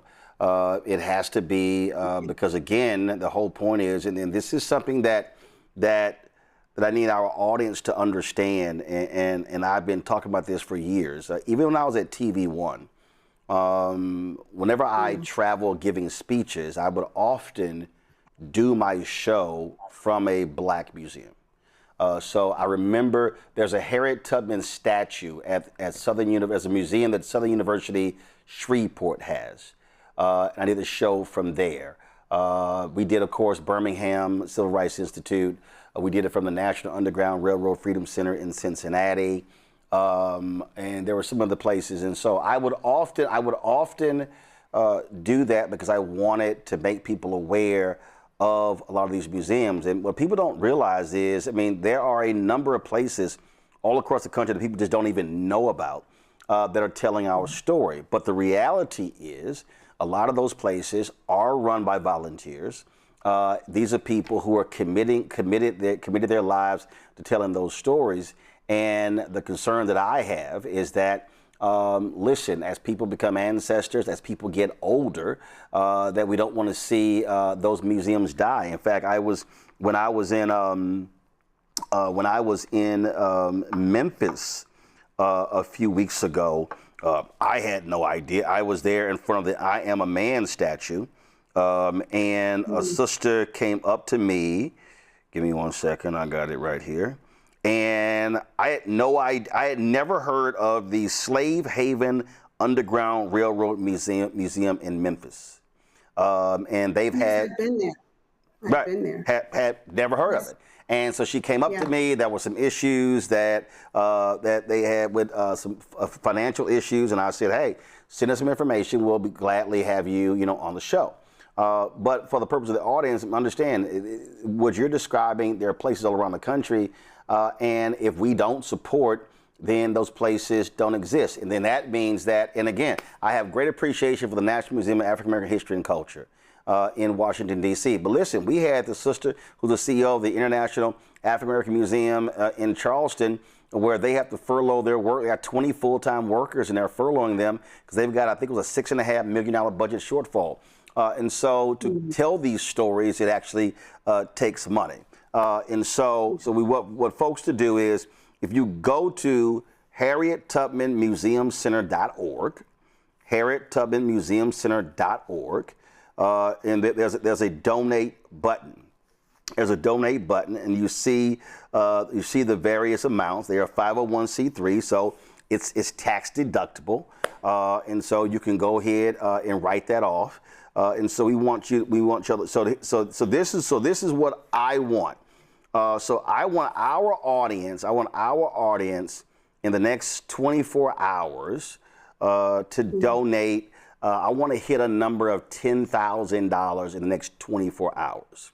And so what I'm going to do is I'm going to put this on the social media as well. We're going to put it out there. And so that's what I want to hit. So Linda, it's 7:52 p.m. Eastern. So I want you to, I don't know how much y'all have collected. I don't know in terms of when you donate. Let's see here. Matter of fact, so when y'all say, right, so let me just walk y'all through. Go to my iPad. So this is what I want y'all to do. So I want y'all to go in here. Everybody who's watching, I want y'all to do it right now. I want you to type in your name. And then I want you to type in your email. And then what I want you to do, 1 second. See, this is how we gonna track this thing. .com. And I want you, where it says donate in the name of, and I want y'all to put Roland Martin, the hashtag Roland Martin Unfiltered. That's what I want y'all to do. Hashtag Roland Martin Unfiltered. And then you see right here, y'all have the amount. So let's say $100. I just want to show people the window. So it goes to donate. And then let's see here. What do we have here? Okay, we got all this sort of stuff. We got phone number. We got a checkout. So you have so it's all credit cards.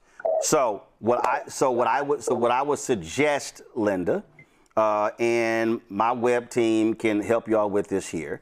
On your donate page, I would add PayPal, Cash App, Zelle, and Venmo. Because a lot of people, it's so much easier. Somebody could just say, boom, here's $10 via Cash App. And so if y'all could open, with Zelle, that's tied to a bank account, you can use an email. You don't have to use a phone number. We do that for the show. For PayPal, you can use, again, email. For Venmo and for Cash App. I guarantee you, if y'all add that, it's going to exponentially grow your donations because so many people contribute. I was just sitting here, and last thing here, I would also, on your donate page, I would use the address. And I know you may, listen, I'm not lying. I was just sitting here doing a commercial break. So we get I was sitting here actually depositing, hold on, checks and money orders, because there are people who watch my show who do not believe in credit cards, Cash App, PayPal, Venmo, Zelle. They straight old school. These are actual checks and money orders of people who watch this show. And so then that way you're giving people an opportunity. So I would just suggest that have the address on there where they can actually send in donations. But I would add PayPal, Zelle, Venmo, Cash App. That way you have all the donation efforts. So for our audience, if y'all want to give, go to HarrietTubmanMuseumCenter.org. And again, our goal is 10,000. So let's just say, 500 of our folks who are watching decided to give. And those 500 people, that's an average of $20 each. And then that'll raise $10,000. That gets them to that $50,000 goal. So that's what I want to do. And so Linda, we'll check back with you in 24 hours to find out if we hit that $10,000 goal. And so let's initially ask for $50,000 in the short term, and then the long-term goal is to get your $500,000 goal. That would be fantastic. All right. That would be fantastic. So we'll check. Okay. We'll check back with you in 24 hours to see if we hit the goal. All right. Thank you so much. All right. Thanks a bunch. Thank you so much. Greg, I want to go back to you. As I was saying there, a lot of our people have no idea. A lot of these places is volunteers. When we were in Montgomery for the All Roads Lead to the South, we decided to stop by Dr. King's the parsonage, same thing. Yes. It was two sisters there. They're volunteers. They give the tour. They tell people not to take photos of the house where he and Coretta Scott King lived because, again, they raise money for that. But again, these two older sisters telling the story about that church led by Vernon Johns before Dr. King came there, and the church that's church property. And again, this is our history, and here we are. Folks are mad and upset because Trump took down the panels in Philadelphia, and the rumors would happen at the National Museum of African American History and Culture. But museums like this are not government run. These are run by our people, and we absolutely have an obligation to support. That's exactly right. Something else that probably won't be mentioned anywhere else, certainly not on commercial news, entertainment, mass media today. Today is Ida B. Wells' birthday. And when you said that, until this moment, I'm embarrassed to say that it didn't occur to me, but when you said that, Ro, in Holly Springs, Mississippi, not far from the campus of Rusk College, is the Ida B. Wells House and Museum. It's the exact same thing. It's a house run by volunteers. They don't have a lot of money, but that is literally the plot of land where Ida Wells lived after she was born in 1862. And Sister Harris, man, as I said, I thank you for having her because I got a chance to say this to her face. I mean, you talk about a tireless worker, and it is a beautiful, wonderful space. And she invited these young people in, college-age students and those in their 30s and 40s, and she literally stayed with them and just, it's truly remarkable and transformative. And you're absolutely right, Will. The King, well. Oh, Greg froze. Greg, start again because you froze right there. Go ahead. Okay, the parsonage that you mentioned, we were in Montgomery for something for the Fred Gray Institute a few months ago. And we went by there, parked the car, and literally in the block, as you know, from where Dr. King and Coretta Scott King lived, up the street, the place that was bombed when Yolanda was a baby. And then on the other end of the block is the doctor whose daughter is still alive, who wrote a book when the Freedom Riders came through, CORE. They stayed there. And then you walk across the street and there's the Ben Moore Hotel. Mm-hmm. Where Bayard Rustin stayed. And shout out, and it's a beautiful brother, and I know you know him, Roland. Brent Leggs.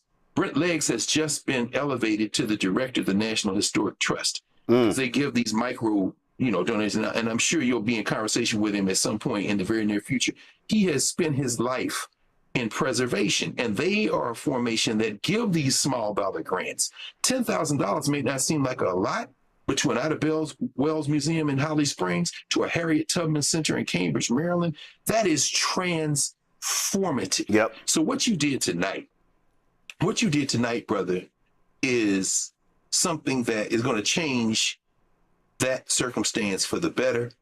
And every time you post it up at a museum, and by the way, they cut the budget at the National African American Museum and Cultural Center in Wilberforce. That was the first federal museum, 1976, the bicentennial. The same year, the Philadelphia African American Museum was put in place because those black folk in Philly forced, of all people, Frank Rizzo, the racist mayor of Philadelphia, to give up some money. We knew how to use the bicentennial. I think we kind of lost the ball on the 250th. But when you post up there and broadcast, remember when you were there at the Black Wall Street Museum in Greenwood? I mean, this changes everything, Roland. What a beautiful, beautiful thing tonight. And thank you. And y'all give some money. I followed your instructions, by the way, brother, step by step. As you gave it out, said what to do. I was typing, so my money's already in. This is going to take a lot of pressure off that sister. That's a I didn't do it. So, but we'll go ahead and say it now. So, so what we're gonna do is, so y'all, we raise this money and we get this door fixed and get the security cameras and they open. So she said they're open 12 to 4, Thursday, Friday, and Saturday. So how about, so this is what I think we should do. What we should do is either Thursday or Friday. Greg, you're on here Thursday, so maybe, so what we'll do is we'll actually do the show from there. And then we can do the show from there. We can I'll hit Mayor Brandon Scott. We can blow this thing. We can blow this thing out. I'll hit my girl Shalonda Stokes, who's over the downtown group. This whole job to bring stuff, and it's a bunch of folk I already know. There's state reps and state senators. Of course, the Alpha national head, Alpha Phi Alpha. Larry and Greg, our national headquarters is located there in Baltimore. So I'll hit our general president, and so what we can do is, so as a part of this, so here's how I'm sort of thinking this. So we raise this first 50, get the doors open, get the security system in, and then we use that as like sort of like a telethon to try to get them towards the 500,000. Because again, she's absolutely right. Folk are volunteering. Listen, if they open 3 days a week, you should be able to pay a couple of people to work, and you got to be able to build this thing up. So that's what we're gonna do. Roland, I know we're running. Can I do one thing? Because Representative Jones, thank you for correcting me. Not third ward, fourth ward. When I was in Galveston last Juneteenth for a ritual there, and then I came back to Houston, and my niece dropped me off at Freedom's Village.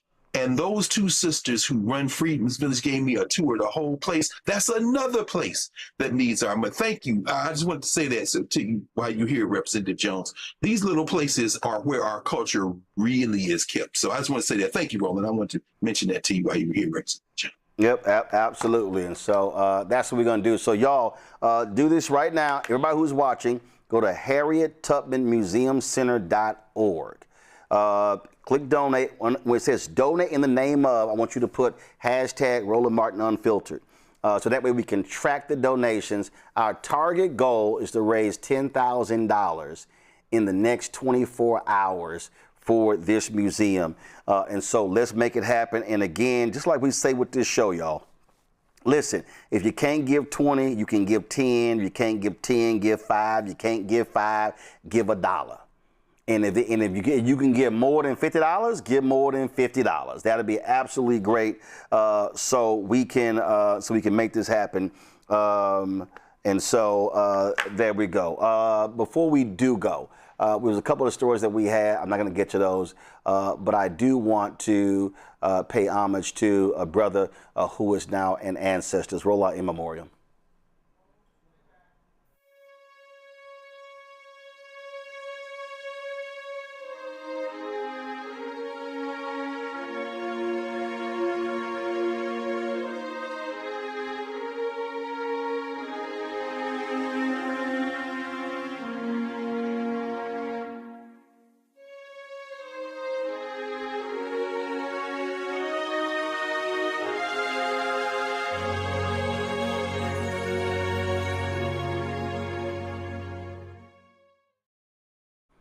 Folks, many of you who watched the show 227 might remember Hal Williams on that show. He spent a number of years in Hollywood, was a regular on Sanford and Son. Hal Williams passed away at the age of 91 years old. As I said, a long career in Hollywood, going back, of course, so many different memories. I've seen people posting their thoughts and reflections on his life, his legacy, and so we certainly remember him. 6 decades as an actor. He played Officer Smitty Smith on Sanford and Son, appearing in 22 episodes alongside Howard Platt's Officer Hoppy Hopkins.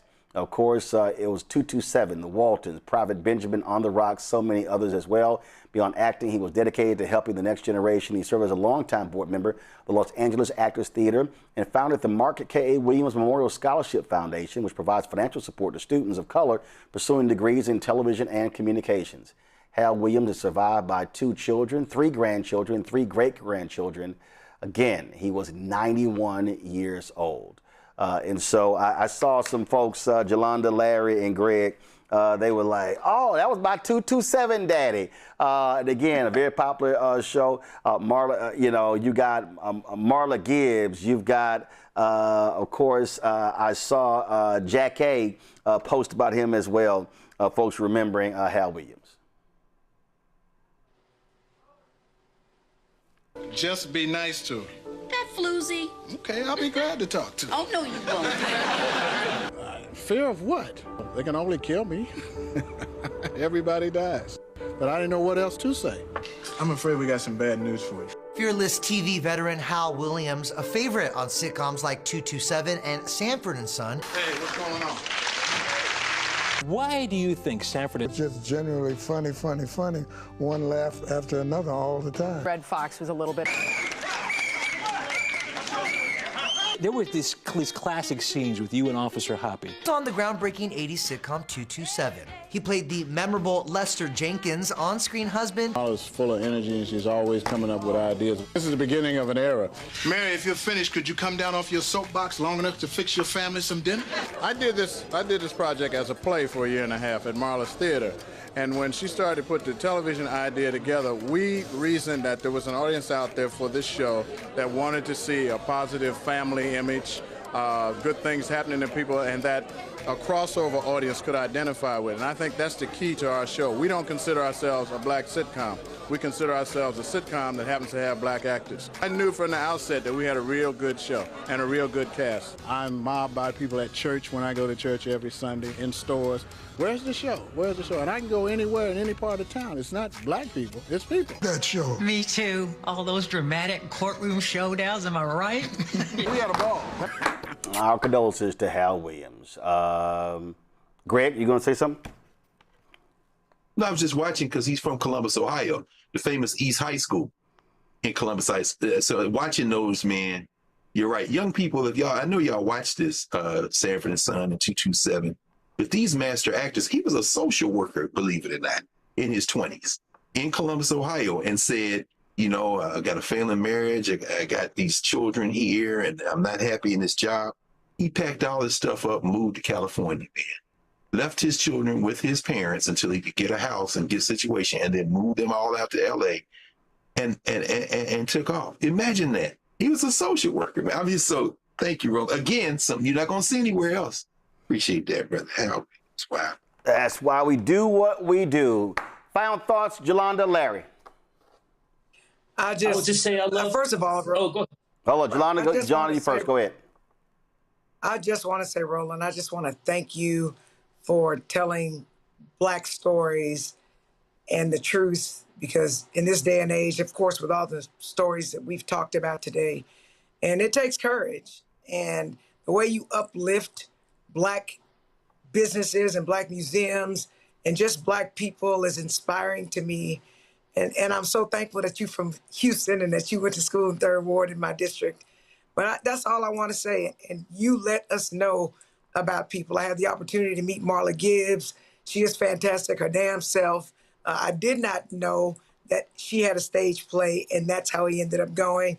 But I'm always surprised when I learn the stories that you tell on here. And that's what is important to Black people, which is to continue telling our stories. And we have to do it. If we don't tell our stories, nobody else will. Larry? I think the show tonight, among all those shows you have every week, every day, highlight why, Roland, we have to protect Black identity and culture. Because obviously, like, you know, Dr. Carr talked about, you don't have these conversations anywhere else, so it's critically important we continue to have them, but we need to back that up with money. Absolutely. Just a couple of more things, folks. Greg mentioned today the birth of Ida B. Wells Barnett. Also, today would have been the 79th birthday of Alexis Herman, former labor secretary, activist, phenomenal sister. Alexis became an ancestor April 25th, 2025.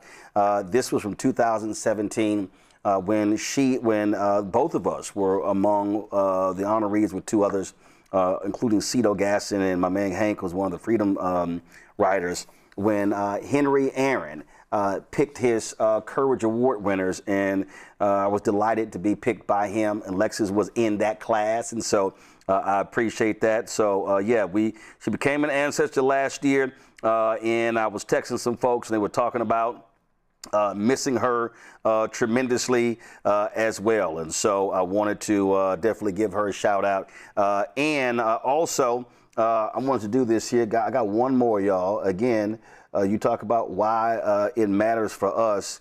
I saw Tara Hall. I saw her I saw her post something today, and I didn't realize that it was.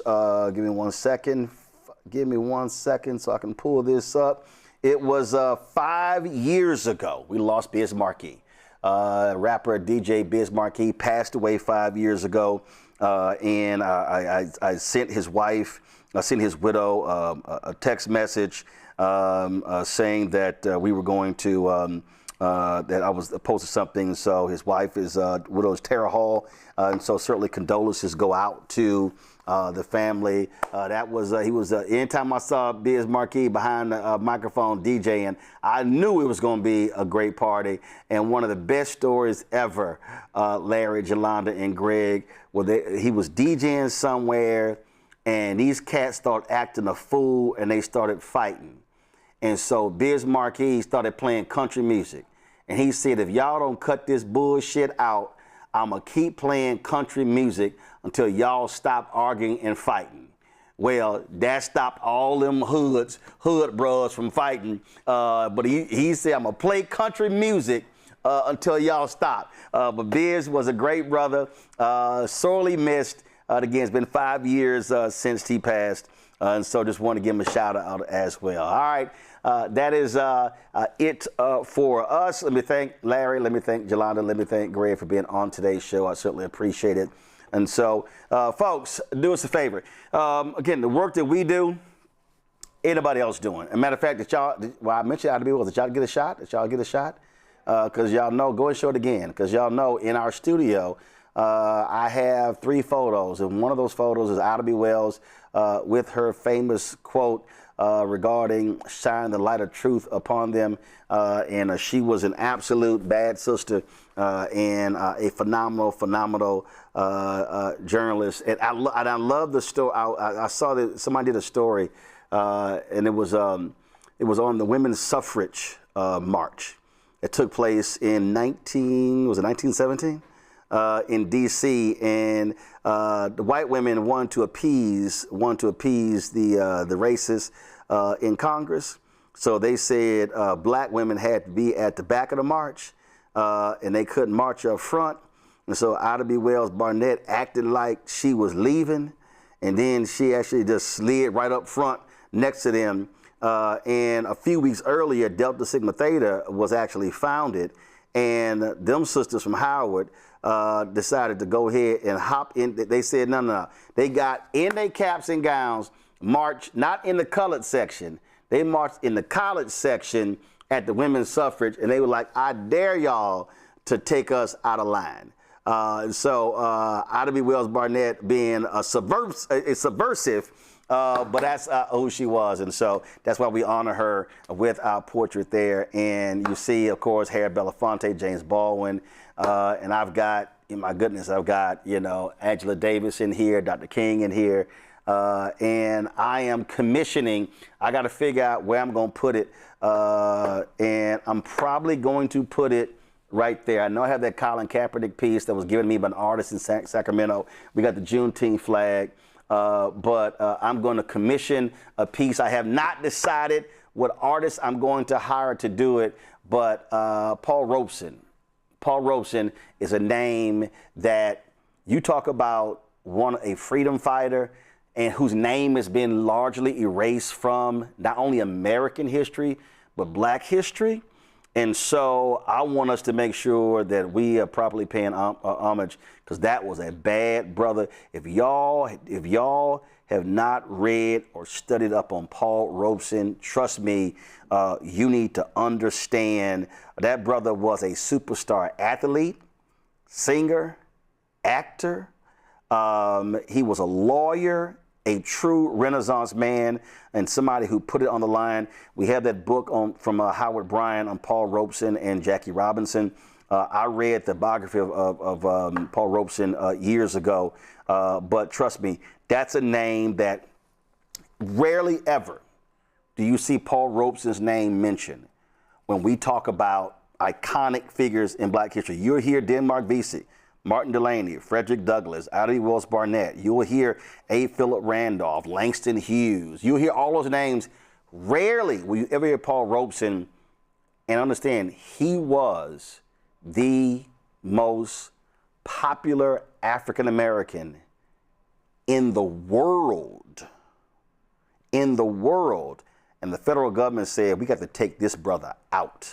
So just another thing right there. And his birthday is in April. I think April 5th is Paul Robeson's birthday. And I didn't realize it, Greg, but there is a huge mural. So he, of course, went to live with his sister, passed away in Philadelphia in 1976. And there's a huge mural that's never promoted, but it's in Philadelphia. And I said, man, I need to go check this mural out. And I had hit, the Alphas had the convention in Philadelphia last year. Wish I had known that. And I told our general president we need to have something dealing with Paul Robeson at our convention next year. But again, that's just one of the folks that, again, does not get mentioned. But when you talk about a bad brother, y'all read on Paul Robeson. It will blow your mind the kind of brother that he was. All right. That's it for us. I appreciate it, y'all. So you get a little news, you get a little politics, you get some sports, you get some history, you get some fundraising tips. Okay, we do all that here on Roland Martin Unfiltered. These other shows don't do that. And let me be clear. Oh, also I saw last week, I looked up and we were number 45. On YouTube's weekly list of the top 100 shows. Normally what happens is, we are, we're in the bottom portion. The highest we've ever been, I think, was 41. It may have been 31. I can't remember. But we were 45. And here's the deal. There's no other show like us. There are other shows hosted by Black people, but there's no other show that is focused and dedicated. This is the graphic I put together on social media. There's no other show. And so YouTube's top 100 podcasts, we were number 45, July 6th through the 12th. And y'all, there's no other show that does what we do. We center Black people. Let me say that again. And they say nothing against other Black folk who got shows who cover mainstream topics. But on this show, we center Black people. And the fact that of YouTube's top 100 podcasts every single week, and we're talking Joe Rogan, Midas Channel, Megyn Kelly, Ben Shapiro, all these shows, there is no other show in YouTube's top 100 that centers African Americans. And so that's a testament to y'all who watch. It's a testament to y'all who check out what we do. And all that's important, and I've made it clear, we're not gonna stop. We ain't changing what we do. We're not altering what we do. We're gonna keep doing what we do because I believe it's just like with our Black newspapers and others. I believe it is crucial that we have places that, as the first Black newspaper, Freedom's Journal, said, we wish to plead our own cause. Too long have others spoken for us. That was Freedom's Journal, March 16th, 1827. And I just think that all too often, what happens is we have to be pushed to the back burner. When Yolanda talked about the speech she gave, where we need to be at the front of the table when it comes to politics, that's always been my issue. That we are a part of the story. We are a fragment of the story. Whereas I just fundamentally believe we need to be the centerpiece. And so that's why we do what we do. And so when we ask for your support, that's what it's all about. We launched this show September 4th, 2018. We'll be 8 years on September 4th, 2026. We'll be the Black Star Network will be 5 years old. And so this is where we started with 157,000 YouTube subscribers. This is where we sit as of right now. And so I would love for us to hit 2 million by September 4th. So I want you to, if y'all are watching and you ain't subscribing, click subscribe. I want y'all to pass the word. I would love for us between now and September 4th to hit 2 million subscribers, because we're gonna keep doing this work, y'all. Again, we're going to keep centering us, our stories, our people. We're going to keep paying tributes to our folks when they become ancestors, and we're going to keep doing what we do. If y'all want to support this show via Cash App, use the Stripe QR code right here. That's also for credit cards. Checks and money order, make it payable to Roland Martin Unfiltered, P.O. Box 57196, Washington, D.C., 2003 7-0196. PayPal is R Martin Unfiltered, Venmo RM Unfiltered, Zelle, Roland at RolandSMartin.com, Roland at RolandMartinUnfiltered.com. Download the Black Star Network app, Apple phone, Android phone, Apple TV, Android TV, Roku, Amazon Fire TV, Samsung Smart TV. If you want to get our Roland Martin Unfiltered swag, do me a favor, go to shopblackstarnetwork.com. shopblackstarnetwork.com. We don't just talk about it, we be about it. We created this as a place not only for our products, but also for Black-owned businesses. You see right here our America at 250 mug, where it says, tell the whole story. I should have said tell the whole damn story. I know I be cussing, but it's all good. But tell the whole story. This is our mug right here. I don't cuss as much as Jolanda, but this is what we do. We got this quote from Dr. King. If you want a tote bag right here, this tote bag says, be true to what you said on paper. Dr. King's part from that sermon, April 3rd, 1968, Mason Temple, Memphis, Tennessee. I love this quote right here by Paul Robeson, and that's why I had it put on a shirt where he said, this is our home and this is our country. Beneath its soil lie bones of our fathers, for it some of them fought, bled, and died. Here we were born, and here we will stay. And so that's what Paul Robeson said. And then James Baldwin said this here, I love America more than any other country in this world, and exactly for this reason, I insist on the right to criticize her perpetually. And so that's another fantastic. And of course, we got Roland Martin Unfiltered at the bottom. I'm actually having them change this because I want America 250 at the top. So I want America 250 at the top, and that quote at the bottom in that same color scheme. And then we have this is our America 250 shirt. America 250. Tell the whole story. And then, of course, he doesn't get mentioned because he purposely left the movement. Read his book as well. He was a mathematical genius. He left the civil rights movement because he feared becoming a civil rights celebrity. Some of y'all gonna get that. But this Bob Moses left the movement because he did not want to become a civil rights celebrity. And so he had this great quote here that I love.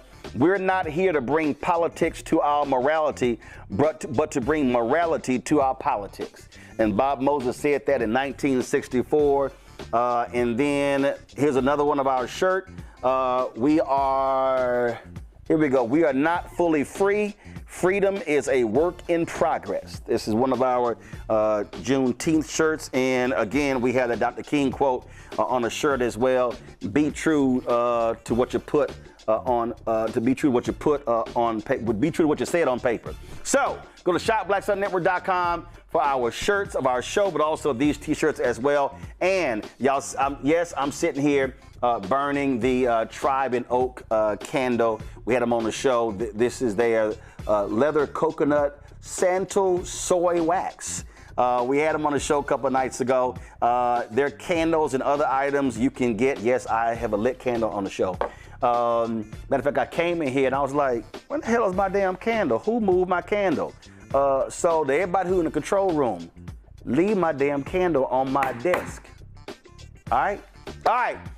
All of these products you see over here, y'all, these are black-owned products. Everything that you see right here, these are black-owned products. Of course, we created this as an opportunity because we wanted to highlight black-owned businesses.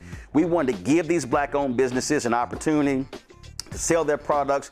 Marketing is extremely expensive, but it's also an opportunity for you to support this show. So when you buy these products, and I have, you got black-owned toilet paper, tissue over there, you got backpacks, crossword puzzles, candles, you got all kind of stuff. When you buy these products, you're also supporting this show as well. It goes to fund this show. We don't have millionaires and billionaires, contributing to us. To my knowledge, and I see all the names, I don't know of one sports figure who has cut a check to support this show in almost 8 years. I know 2 celebrities. One is a group, one is individual. I only know 2 celebrities that have cut checks that financially support Roland Martin Unfiltered. And I appreciate them, one of them, a big check, and I appreciate that. But listen, the reason this show has worked because regular and ordinary folk have made it possible with their contributions supporting us, and so we appreciate that. And so again, support our black businesses, support the show. It helps us. It helps with our other shows. And as I said, you're gonna see the promo soon of a new show with Jeff Johnson, the Targeting Brothers, that we're going to be launching very soon. And so trust me, look out for that as well. And so I appreciate it. I'm going to see y'all tomorrow right here, Roland Martin Unfiltered on the Black Star Network.